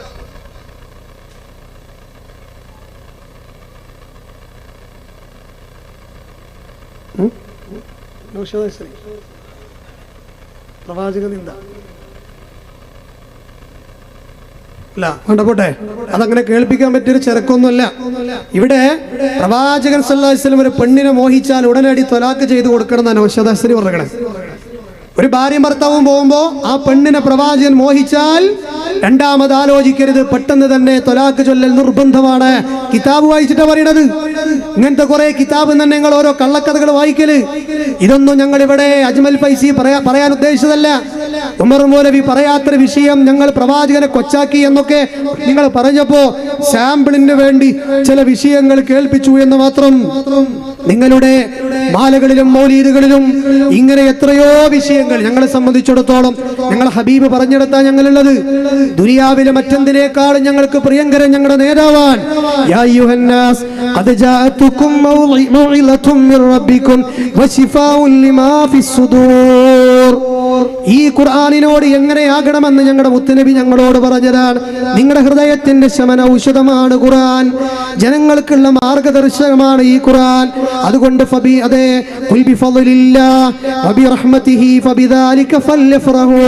ഈ ഖുർആനെ കൊണ്ട് നിങ്ങൾ സന്തോഷിച്ചു കൊള്ളണേ എന്നും റസൂലുള്ളാഹി പറഞ്ഞിട്ടുണ്ട്. വിശുദ്ധ ഖുർആനിന്റെ വചനമോദിയിട്ട് അത് ജീവിതത്തിൽ പകർത്താനുള്ളതാണ്, അത് ജീവിതത്തിൽ കൊണ്ടുവരാനുള്ളതാണ്. ഈ ഖുർആനിന്റെ വിഷയത്തിൽ വരെ പ്രവാചക നിന്ദ നടത്തിയ ആൾക്കാരാണ് നിങ്ങൾ. പ്രവാചക നിന്ദ നടത്തിയ ആൾക്കാരാണ് നിങ്ങൾ. ജീവിച്ചിരിക്കുന്നവർക്കുള്ള ഉത്ബോധക ഗ്രന്ഥമാണ് എന്ന് സൂറത്തു യാസീനിൽ പറഞ്ഞിട്ടില്ലേ? അഫലാ യതദബ്ബറൂനൽ ഖുർആൻ എന്ന് അല്ലാഹു ചോദിക്കുന്നില്ലേ? വമൻ അറദ അൻ ദിക്രി ഫഇന്ന ലഹു മഈശതൻ ലങ്ക എന്ന് ഖുർആൻ പറയുന്നില്ലേ? മാത്രമല്ല എത്രയെത്ര വചനങ്ങളിലാണ് വിശുദ്ധ ഖുർആനിന്റെ ഫളൽ അല്ലാഹു പറഞ്ഞത്. ഈ ഖുർആനിനെ അവഗണിക്കുന്ന ആളുകൾക്ക് വരുന്ന ദുരന്തത്തെക്കുറിച്ചും ഖുർആൻ പറഞ്ഞില്ലേ? കദാലിക അതത്ക ആയാതുനാ ഫനസീതഹാ വകദാലികൽ യൗമ തുൻസാ. അല്ലാഹു നാളെ മറന്നു കളയുന്ന വിഭാഗമാണവർ. സൂറത്തു തൗബയിൽ നമുക്ക് കാണാം. നാളെ അല്ലാഹുവിന്റെ റസൂല് കംപ്ലൈന്റ് കൊടുക്കുന്ന വിഭാഗമാണിവർ. ഖുർആനിനെ തള്ളിക്കളഞ്ഞ ആളുകൾ. എങ്ങനെയുള്ള റസൂലാണ് ഈ കംപ്ലൈന്റ് കൊടുക്കുന്നതെന്നറിയുമോ? ലഖദ് ജാഅകും റസൂലും മിൻ അൻഫുസികും അസീസുൻ അലൈഹി മാ അനിതുൻ ഹരീസുൻ അലൈക്കും ബിൽ മുഅ്മിനീന റഊഫുർ റഹീം. നമ്മൾക്കൊരു വേദന വരുന്നത് സഹിക്കാത്ത പ്രവാചകൻ, നമ്മുടെ വിഷയത്തിൽ അത്യാഗ്രഹിയായ പ്രവാചകൻ, റഊഫും റഹീമുമായ പ്രവാചകൻ. ആ ഹബീബ് നാളെ കംപ്ലൈന്റ് കൊടുക്കുന്നത് ആർക്കെതിരെയാണ്? ഈ ഉമ്മത്തിലെ ഖുർആനിനെ അവഗണിച്ചവർക്കെതിരെയാണ്. നോക്കൂ നിങ്ങൾ, SYS വനീർ 1998 ഇറങ്ങിയ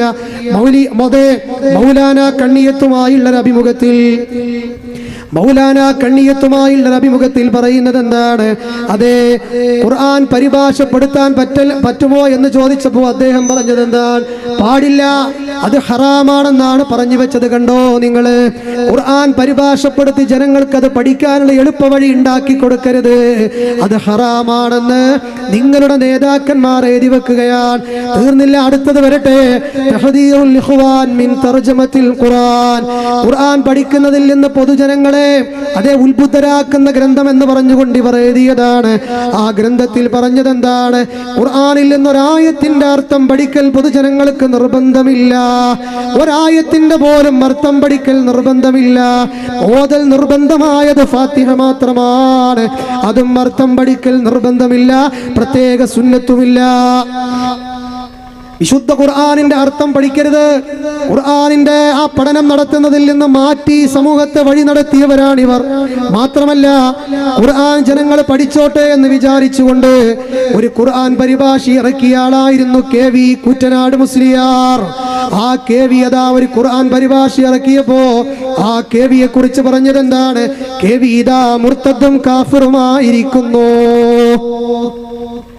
മലയാളികളായ ആളുകൾക്ക് ഖുർആൻ പരിഭാഷപ്പെടുത്തിയതിന്റെ പേരിൽ KV മുർത്തദ്ദും കാഫിറുമായിരിക്കുന്നു. ഇതിൽ മുൻപന്തിയിൽ KVയെ കുഫറാരോപിക്കാനുണ്ടായിരുന്നത് EK-കാരുടെ നേതാവായ ശംസുൽ ഉലമ എന്ന് വിളിക്കുന്നയാളാണ്. ഇങ്ങനെ സമൂഹം ഖുർആൻ പഠിക്കുന്നതിൽ നിന്ന് മുട്ടികളായി മുമ്പിൽ നിന്ന സമൂഹമാണ് ഈ സമസ്ത വിഭാഗം എന്ന് പറയുന്നത്. എന്നിട്ട് നിങ്ങളാണോ, മുട്ടുകയില്ലാത്ത നിങ്ങളാണോ ചെറുവിരലില്ലാത്തവരെ പരിഹസിക്കുന്നത് എന്ന് ഒരു ചൊല്ലുണ്ടല്ലോ. അതാണ് അജ്മൽ ഫൈസി നിങ്ങളോട് ചോദിക്കാനുള്ളത്. ഈ ഖുർആനിന്റെ അർത്ഥം പഠിക്കൽ മുസ്ലിയാക്കന്മാര് പാതിരാ വയലുകളിൽ പറഞ്ഞിരുന്നു. എന്ത്?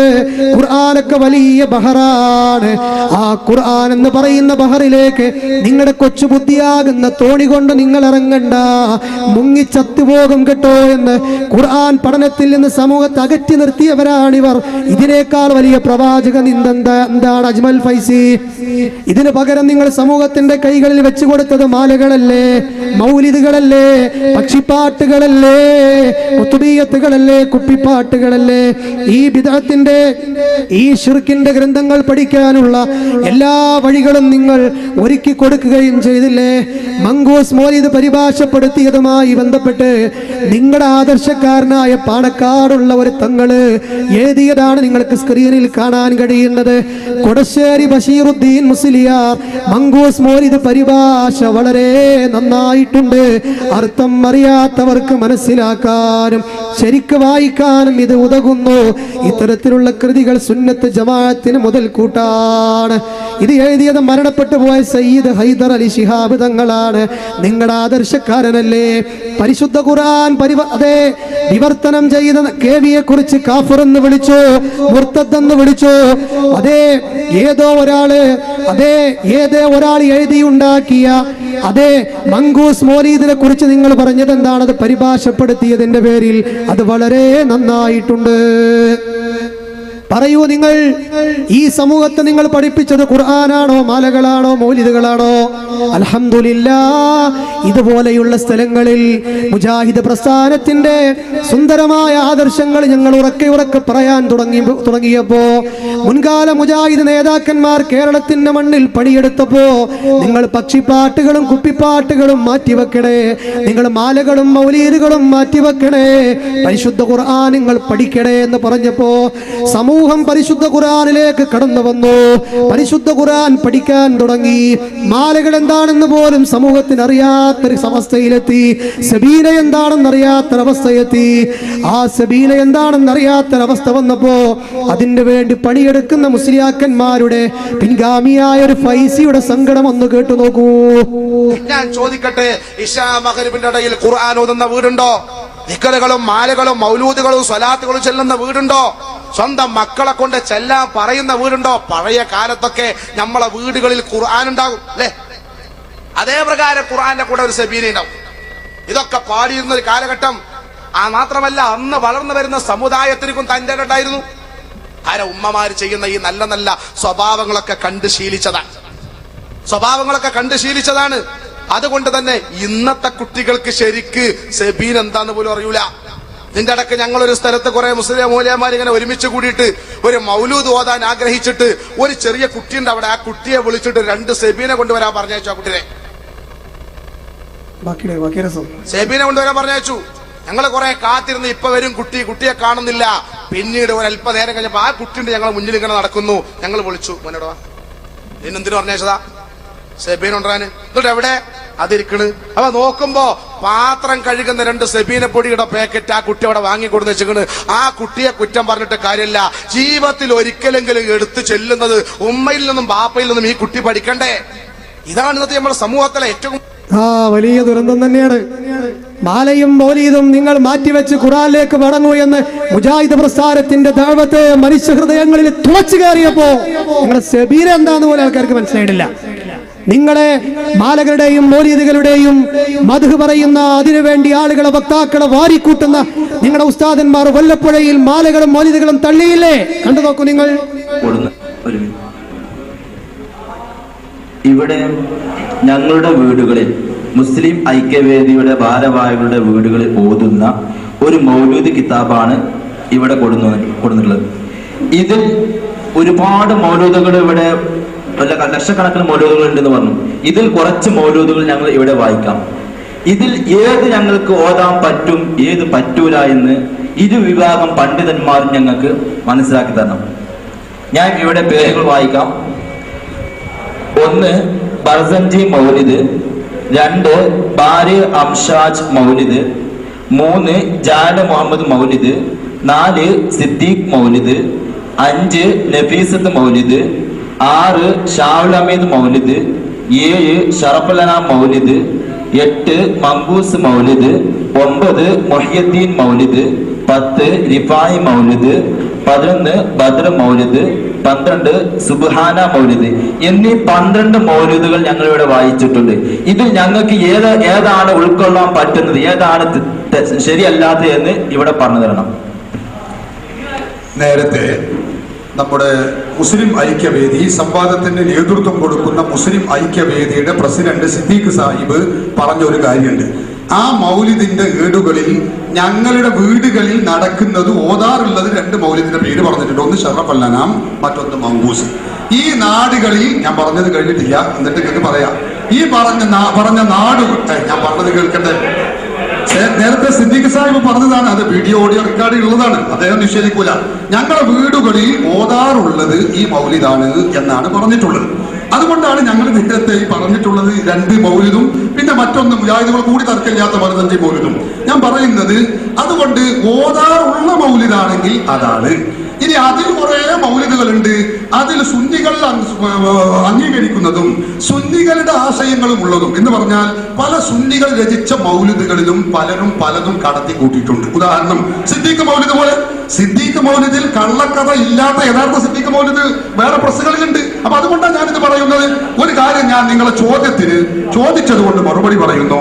ഞങ്ങളുടെ മർക്കസു സഖാഫത്തി സുന്നിയയിൽ നിന്ന് പുറത്തിറക്കിയിട്ടുള്ള സഹിഹാക്കപ്പെട്ട മൗലിദുകൾ എന്ന പേരിലുള്ള ഈ മൗലിദ് കിതാബിലുള്ള മൗലിദുകൾ ഞാൻ വായിക്കുന്നു. അത് നിങ്ങൾക്ക് മാർക്ക് ചെയ്യാം.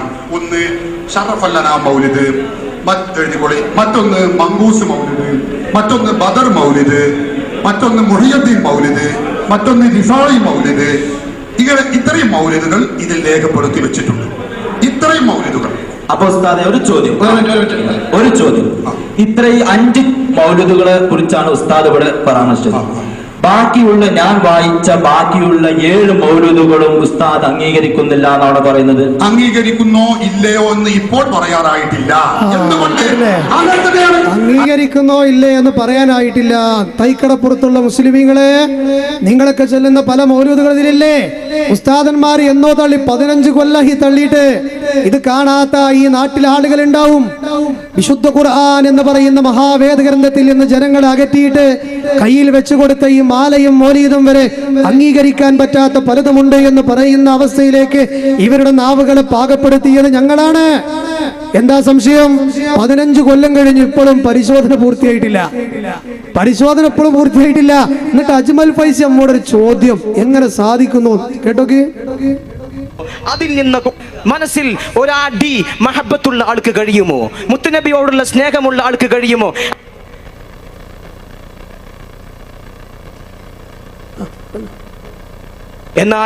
എന്നാൽ പരിശുദ്ധമായ അഹ്ലുസുന്നത്തി വൽ ജമാഅത്തിന് അനുധാവനം ചെയ്യുന്ന നമ്മൾക്കൊരിക്കലും നമ്മുടെ മനസ്സ് മുഴുവൻ നബിയോടുള്ള ഇഷ്കാണ്. റബീഉൽ അവ്വൽ വന്നാൽ നമ്മൾ മൗലിദ് ഓതുന്നു. റബീഉൽ അവ്വൽ വന്നാൽ നമ്മൾ നബിദിന ആഘോഷം നടത്തുന്നു. നബി സല്ലല്ലാഹു അലൈഹി വസല്ലം തങ്ങളുടെ പേരിൽ നമ്മൾ ഭക്ഷണങ്ങൾ വിതരണം ചെയ്യുന്നു, മധുര പലഹാരങ്ങൾ വിതരണം ചെയ്യുന്നു. മഹബത്തിന്റെ ഭാഗമാണത്. എന്നാൽ മുജാഹിദുകാർക്ക്, ജമാഅത്തുകാർക്ക്, ഇവിടെയുള്ള ബിദ്അത്തിന്റെ ഒരു പാർട്ടിക്കാർക്കും ഇങ്ങനെയുള്ള ആഘോഷമില്ല. കേട്ടില്ലേ? ആർക്കും ഇങ്ങനത്തെ ആഘോഷമല്ലേ? ഞങ്ങൾക്ക് മാത്രമേ ഉള്ളൂ അല്ലേ? ആരാണ് ഞങ്ങൾ നിങ്ങളോട് പറഞ്ഞത് നിങ്ങൾക്ക് ബന്ധം ഇസ്ലാമിനോടല്ല, ഇസ്ലാമിന്റെ ബദ്ധവൈരികളായ ഷിയാക്കളോടാണ്? അതാണ് ഞങ്ങൾ നിങ്ങളോട് പറഞ്ഞത്. ഈ ആഘോഷം നിങ്ങളടുത്തേ ഉള്ളൂ. ഷിയാക്കളുടെ ഫാത്തിമിയാക്കൾ കൊണ്ടുവന്ന ആഘോഷമാണ് നബിദിനാഘോഷം എന്ന് ഇമാം ഫാക്കിഹാനിയുടെ ഗ്രന്ഥത്തിലില്ലേ? നോക്കൂ നിങ്ങൾ സ്ക്രീനിൽ. ഇമാം ഫാക്കിഹാനി മാലിക്കി മദ്ഹബിലെ പണ്ഡിതനാണ്. അദ്ദേഹത്തിന്റെ ഗ്രന്ഥത്തിൽ അദ്ദേഹം എഴുതി വെച്ചത് എന്താണ്? ഈ മൗലിദ് ആഘോഷം എന്ന് പറയുന്ന ആഘോഷം അത് തീറ്റക്കൊതിയന്മാരും ശാപ്പാട്ട് വീരന്മാരും കൊണ്ടുവന്നതാണ്, പ്രവാചകരോ സഹാബികളോ കൊണ്ടുവന്നതല്ല. മാത്രമല്ല, നിങ്ങളുടെ സുന്നി വോയിസ് എന്ന് പറയുന്ന ഗ്രന്ഥത്തിൽ നിങ്ങൾ എഴുതി വെച്ചത് എന്താണ്? മൗലിദ് ബിദ്അത്താണ്, അടിസ്ഥാനപരമായി മൗലിദ് ബിദ്അത്താണ് എന്ന് നിങ്ങൾ എഴുതിയിട്ടില്ലേ? സ്ക്രീനിലേക്ക് നോക്കിയാൽ നിങ്ങൾക്ക് കാണാം. മാത്രമല്ല, നിങ്ങളുടെ പ്രഭാഷകനായ സിൻസാറുൽ ഹഖ് ഹുദവി എഴുതി വെച്ച് പറഞ്ഞത് എന്താണ്? മൗലിദ് ആഘോഷം പ്രവാചകന്റെ കാലഘട്ടത്തിലില്ല. അദ്ദേഹം ഒന്ന് പറയട്ടെ. നിബിധങ്ങളോ താബിഈങ്ങളോ റബീഉൽ അവ്വൽ ആചാരം നടത്തിയിട്ടില്ല എന്നത് ശരി തന്നെയാണ്. എന്നാൽ നിബിധങ്ങളുടെ കാലത്തോ സ്വഹാബത്തിന്റെ കാലത്തോ ഇല്ലാത്തത് മുഴുവൻ എതിർക്കപ്പെടേണ്ടതാണെന്നോ പാടില്ലാത്തതാണെന്നോ ചെയ്യാൻ പാടില്ലാത്തതാണ്.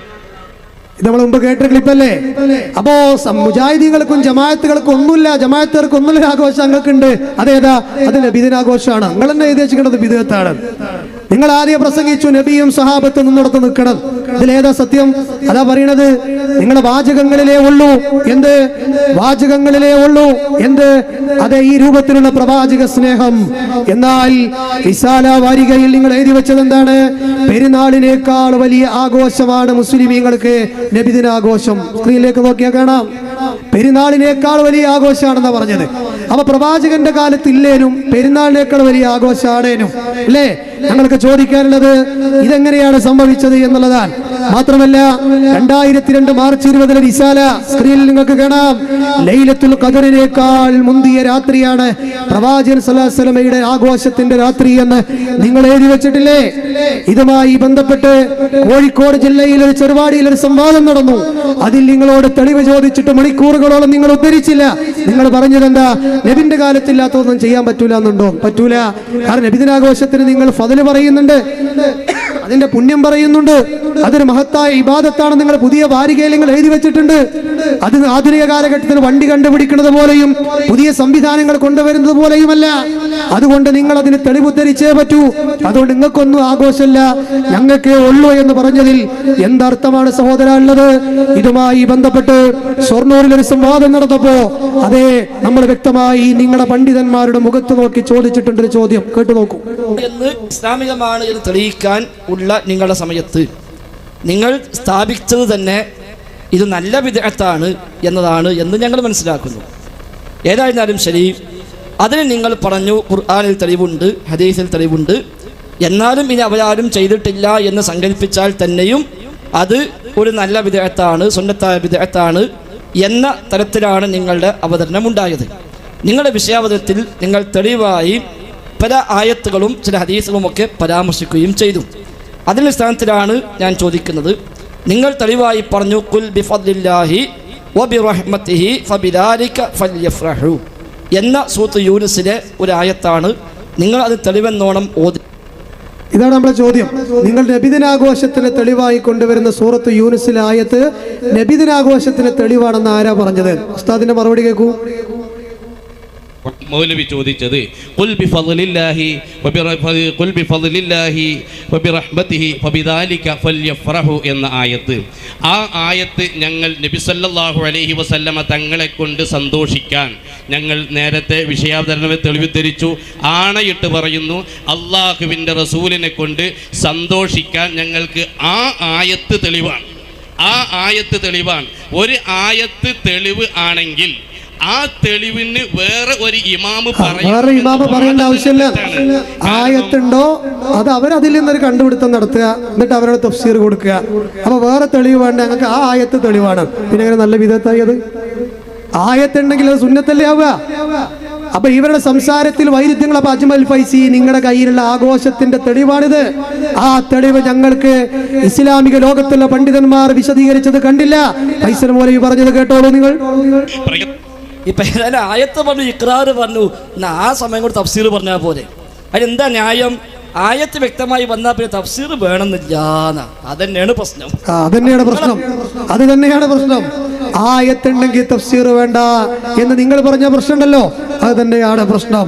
ആ സമയത്ത് നമ്മൾ ചോദിച്ചു, 4 നൂറ്റാണ്ടിൽ 400 കൊല്ലത്തിനിടയിൽ രചിക്കപ്പെട്ട ഏതെങ്കിലും ഒരു കിതാബിൽ നബിദിനാഘോഷവുമായി വല്ല പരാമർശം ഉണ്ടോ എന്ന് നമ്മൾ ചോദിച്ചു. വരട്ടെ പോലെ.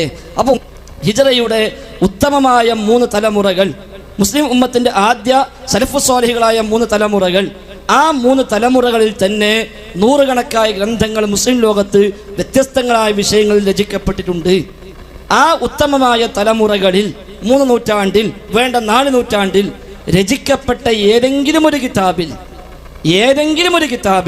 നബിദിനാഘോഷവുമായി ബന്ധപ്പെട്ട വല്ല പരാമർശവും ഹിജറ 1, 2 നൂറ്റാണ്ടുകളിൽ, ഹിജറയുടെ അറിയപ്പെട്ട നൂറ്റാണ്ടുകളിൽ 3, 4 നൂറ്റാണ്ടുകളിൽ ഏതെങ്കിലും ഒരു ഗ്രന്ഥത്തിലുണ്ടോ? ഉസ്താദിന്റെ മറുപടി കേട്ടോ നിങ്ങള്. സല്ലല്ലാഹു അലൈഹി വസല്ലമ തങ്ങൾ പറഞ്ഞിട്ടുണ്ട്. അതുകൊണ്ട് റബീഉൽ അവ്വൽ സഹാബത്തെ കിറാം താല അൽ ബദ്ർ ചെല്ലാൻ തെരഞ്ഞെടുത്തതുപോലെ ഞങ്ങളും താല അൽ ബദ്ർ ചെല്ലാൻ റബീഉൽ അവ്വൽ തെരഞ്ഞെടുക്കുന്നു. അത് താല അൽ ബദ്റാണ് അവർക്കുള്ള തെളിവ്. നബി സല്ലല്ലാഹു അലൈഹി വസല്ലം മദീനയിലേക്ക് ചെന്നപ്പോൾ താല അൽ ബദ്ർ ചൊല്ലി. ഇതാണ് പോൽക്കുള്ള തെളിവ്. മറുപടി വന്നു, കേട്ടു നോക്കൂ. റസൂൽ മദീനത്തേക്ക് വന്നപ്പോൾ പാട്ട് പാടിയിട്ടുണ്ടോ എന്നല്ല ചോദിച്ചത്. അതാ ഇബ്നു ഹിശാമിന്റെ സീറിലുള്ളത്. ധൈര്യം ഉണ്ടെങ്കിൽ വായിക്കി. ഇബ്നു ഹിശാമിന്റെ സീറിൽ നിങ്ങൾ ധൈര്യം ഉണ്ട്, ഇപ്പൊ വായിക്കി. നബിദിനാഘോഷവുമായി ബന്ധപ്പെട്ട വല്ല പരാമർശം ഉണ്ടോ എന്നെ ചോദ്യം. ഇവിടുത്തെ കളവറിയാ. അപ്പൊ ഇബ്നു ഹിശാമിന്റെ സീറിലുള്ളത് വായിക്കി. അത് വായിക്കാൻ വേണ്ടത് വായിച്ചു കേൾപ്പിച്ചില്ല. പിന്നീട് സംവാദം കഴിയോളം എത്ര കാലമായിട്ട് പോലും അതിനെക്കുറിച്ച് പിന്നീട് മിണ്ടിയിട്ടില്ല. വീണ്ടും നമ്മൾ ആവർത്തിച്ച് ചോദിച്ചു മറ്റൊരു ചോദ്യം, അതുകൂടി കേൾക്കി. ഇബ്നു ഹിശാമിനെ 4 നൂറ്റാണ്ട് രചിക്കപ്പെട്ട കിതാബ് എവിടെ ഇല്ല, അതും ഉറപ്പാണ്. ഇബ്നു ഹിശാമിന്റെ സീറിയൽ എന്താ ഞാൻ പറഞ്ഞ ധൈര്യം ഉണ്ടെങ്കിൽ വായിക്കുകയെന്നു. ഇപ്പൊ മുപ്പർക്ക് ഉണ്ടായിട്ടില്ല, ഇപ്പം ഉണ്ടായിട്ടില്ല. നിങ്ങൾ വായിച്ചോളി.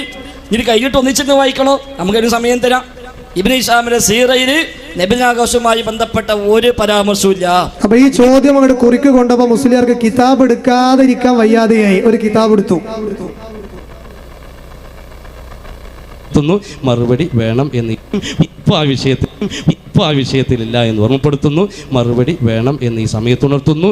ഇമാമുകളൊക്കെ എന്ന് പറഞ്ഞ ഇതാ ഇബ്നു കസീറിന്റെ അൽബിദായാണ്. ഇബ്നു കസീറിന്റെ അൽബിദായ എടുത്തു. കിതാബ് എടുക്കാൻ പറഞ്ഞപ്പോ കിതാബ് എടുത്തു. ചുട്ട മറുപടി കിട്ടി. കേട്ടു നോക്കൂ. ഇബ്നു കസീർ ഇപ്പൊ പറഞ്ഞല്ലോ വക്കാന യാഴ്മദുൽ മൗലിദ എന്നുള്ളത്. ആരെ പറ്റിയാ? മുളഫറിനെ കുറിച്ചാ പറഞ്ഞത്. മുളഫറിനെ കുറിച്ചാ പറഞ്ഞത്. അതെന്താ ഉണ്ടാത്ത്? അതെന്താ പറയാത്തത്? അതിന് നേരത്തെ പറഞ്ഞത് നിങ്ങൾ വായിക്കി. ഇബ്നു കസീറിന്റെ ബിലായല്ലേ എന്താ നിങ്ങൾ ഫോട്ടോഷോപ്പ് ഒതുക്കി ബാക്കി വായിക്കി. നിങ്ങൾ മുളഫർ രാജാവിന് ഇബ്നു ദഹിയ എന്ന മനുഷ്യന് പാട്ട് എഴുതി കൊടുത്ത നിങ്ങൾ താഴ്വ്യം പറഞ്ഞില്ലേ? മലിക്കൽ മുളഫർ ധീരനായ രാജന നിർബൽ ഇതാണ് നബിദിനാഘോഷവുമായി ബന്ധപ്പെട്ട പോലെ തെളിവ്. മുഖത്ത് നോക്കി ചോദിച്ചിട്ട് തെളിവ് ഉദ്ധരിക്കാൻ പറ്റിയിട്ടില്ല. പിന്നെ കൊണ്ടുവരാനുള്ള അക്കാൻ നഫ്സിഹി അതിനെ കുറിച്ചും ചോദിച്ചു. അപ്പൊ എന്താ പറയണ നോക്കി നിങ്ങള് പറഞ്ഞോളി. ഇനി ആടർത്തു എവിടെ ആടർത്ത് നിങ്ങൾ തെളിയിക്കി. നിങ്ങൾ കളവനല്ല എന്ന് പറഞ്ഞാൽ പോലെ എവിടെ? ഞാൻ അള്ളാഹു റസൂൽ ചെയ്തിട്ടേ ഇല്ല. അള്ളാഹുവിന്റെ റസൂല് ജന്മദിനാഘോഷത്തിന്റെ ഭാഗമായിട്ട് ആടറുത്തിട്ടേ ഇല്ല. ഉറപ്പിച്ചു പറഞ്ഞു. ആ സംവാദം കഴിയോളം തെളിവ് ഉദ്ധരിച്ചല്ലോ. ഞാൻ അവസാനിപ്പിക്കാം. ബഹുമാനായ ശിഹാബ് അടക്കരയുടെ സംസാരം പ്രതീക്ഷിക്കുകയാണ് നിങ്ങൾ. കുറേ വിഷയങ്ങൾ ബാക്കി വെച്ചിട്ട് ഞാൻ അവസാനിപ്പിക്കുന്നത്. ഇൻഷാ അല്ലാഹ് മറ്റൊരു സന്ദർഭത്തിൽ നമുക്ക് സംസാരിക്കാമെന്ന് വിചാരിക്കുന്നു. സഹോദരങ്ങളെ, അപ്പോൾ ഒരു തെളിവുമില്ലാത്ത ഈ ആചാരങ്ങൾ കൊണ്ടു നടക്കാത്തതിന്റെ പേരിലാണോ അജ്മൽ ഫൈസി നിങ്ങൾ ഞങ്ങളെ കുറിച്ച് പുത്തൻവാദികൾ എന്ന് പറഞ്ഞത്? എങ്കിൽ ഞങ്ങൾക്ക് പറയാനുള്ളത് ഇൻകാന താബിഉ അഹ്മദും മുതവഹിബാ ഫഅനൽ മുഖിറു ബിഅന്നനി വഹാബി. അള്ളാഹുവിന്റെ റസൂലിനെ അംഗീകരിച്ചതിന്റെ പേരിലാണോ നിങ്ങൾ ഞങ്ങളെ വഹാബികൾ എന്ന് വിളിച്ചത്? എങ്കിൽ ഞങ്ങൾ ഇതാ സമ്മതിക്കുന്നു, ഞങ്ങൾ വഹാബികളാണ്. ഇതൊക്കെ അവരുടെ അജ്മൽ ഫൈസി പറഞ്ഞൊരു വാക്കുണ്ട്, അതുകൂടി കേൾക്കി.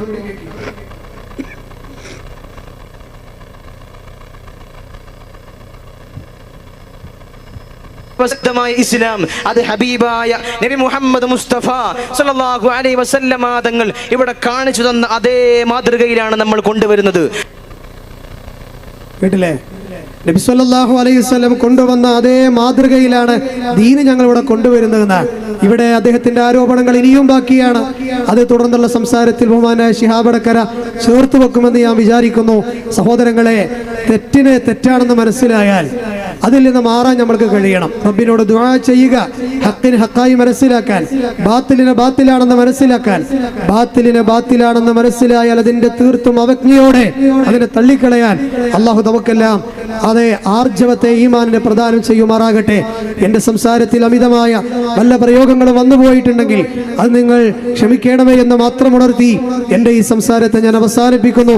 അള്ളാഹു നമ്മളിൽ നിന്ന് ഖബൂലാക്കുമാറാകട്ടെ. റബ്ബനാ തഖബ്ബൽ മിന്നാ ഇന്നക അൻതസ് സമീഉൽ അലീം വതുബ് അലൈനാ ഇന്നക അൻതത് തവ്വാബുർ റഹീം. റബ്ബനാ ആതിനാ ഫിദ് ദുനിയ ഹസന വഫിൽ ആഖിറതി ഹസനതൻ വഖിനാ അദാബന്നാർ.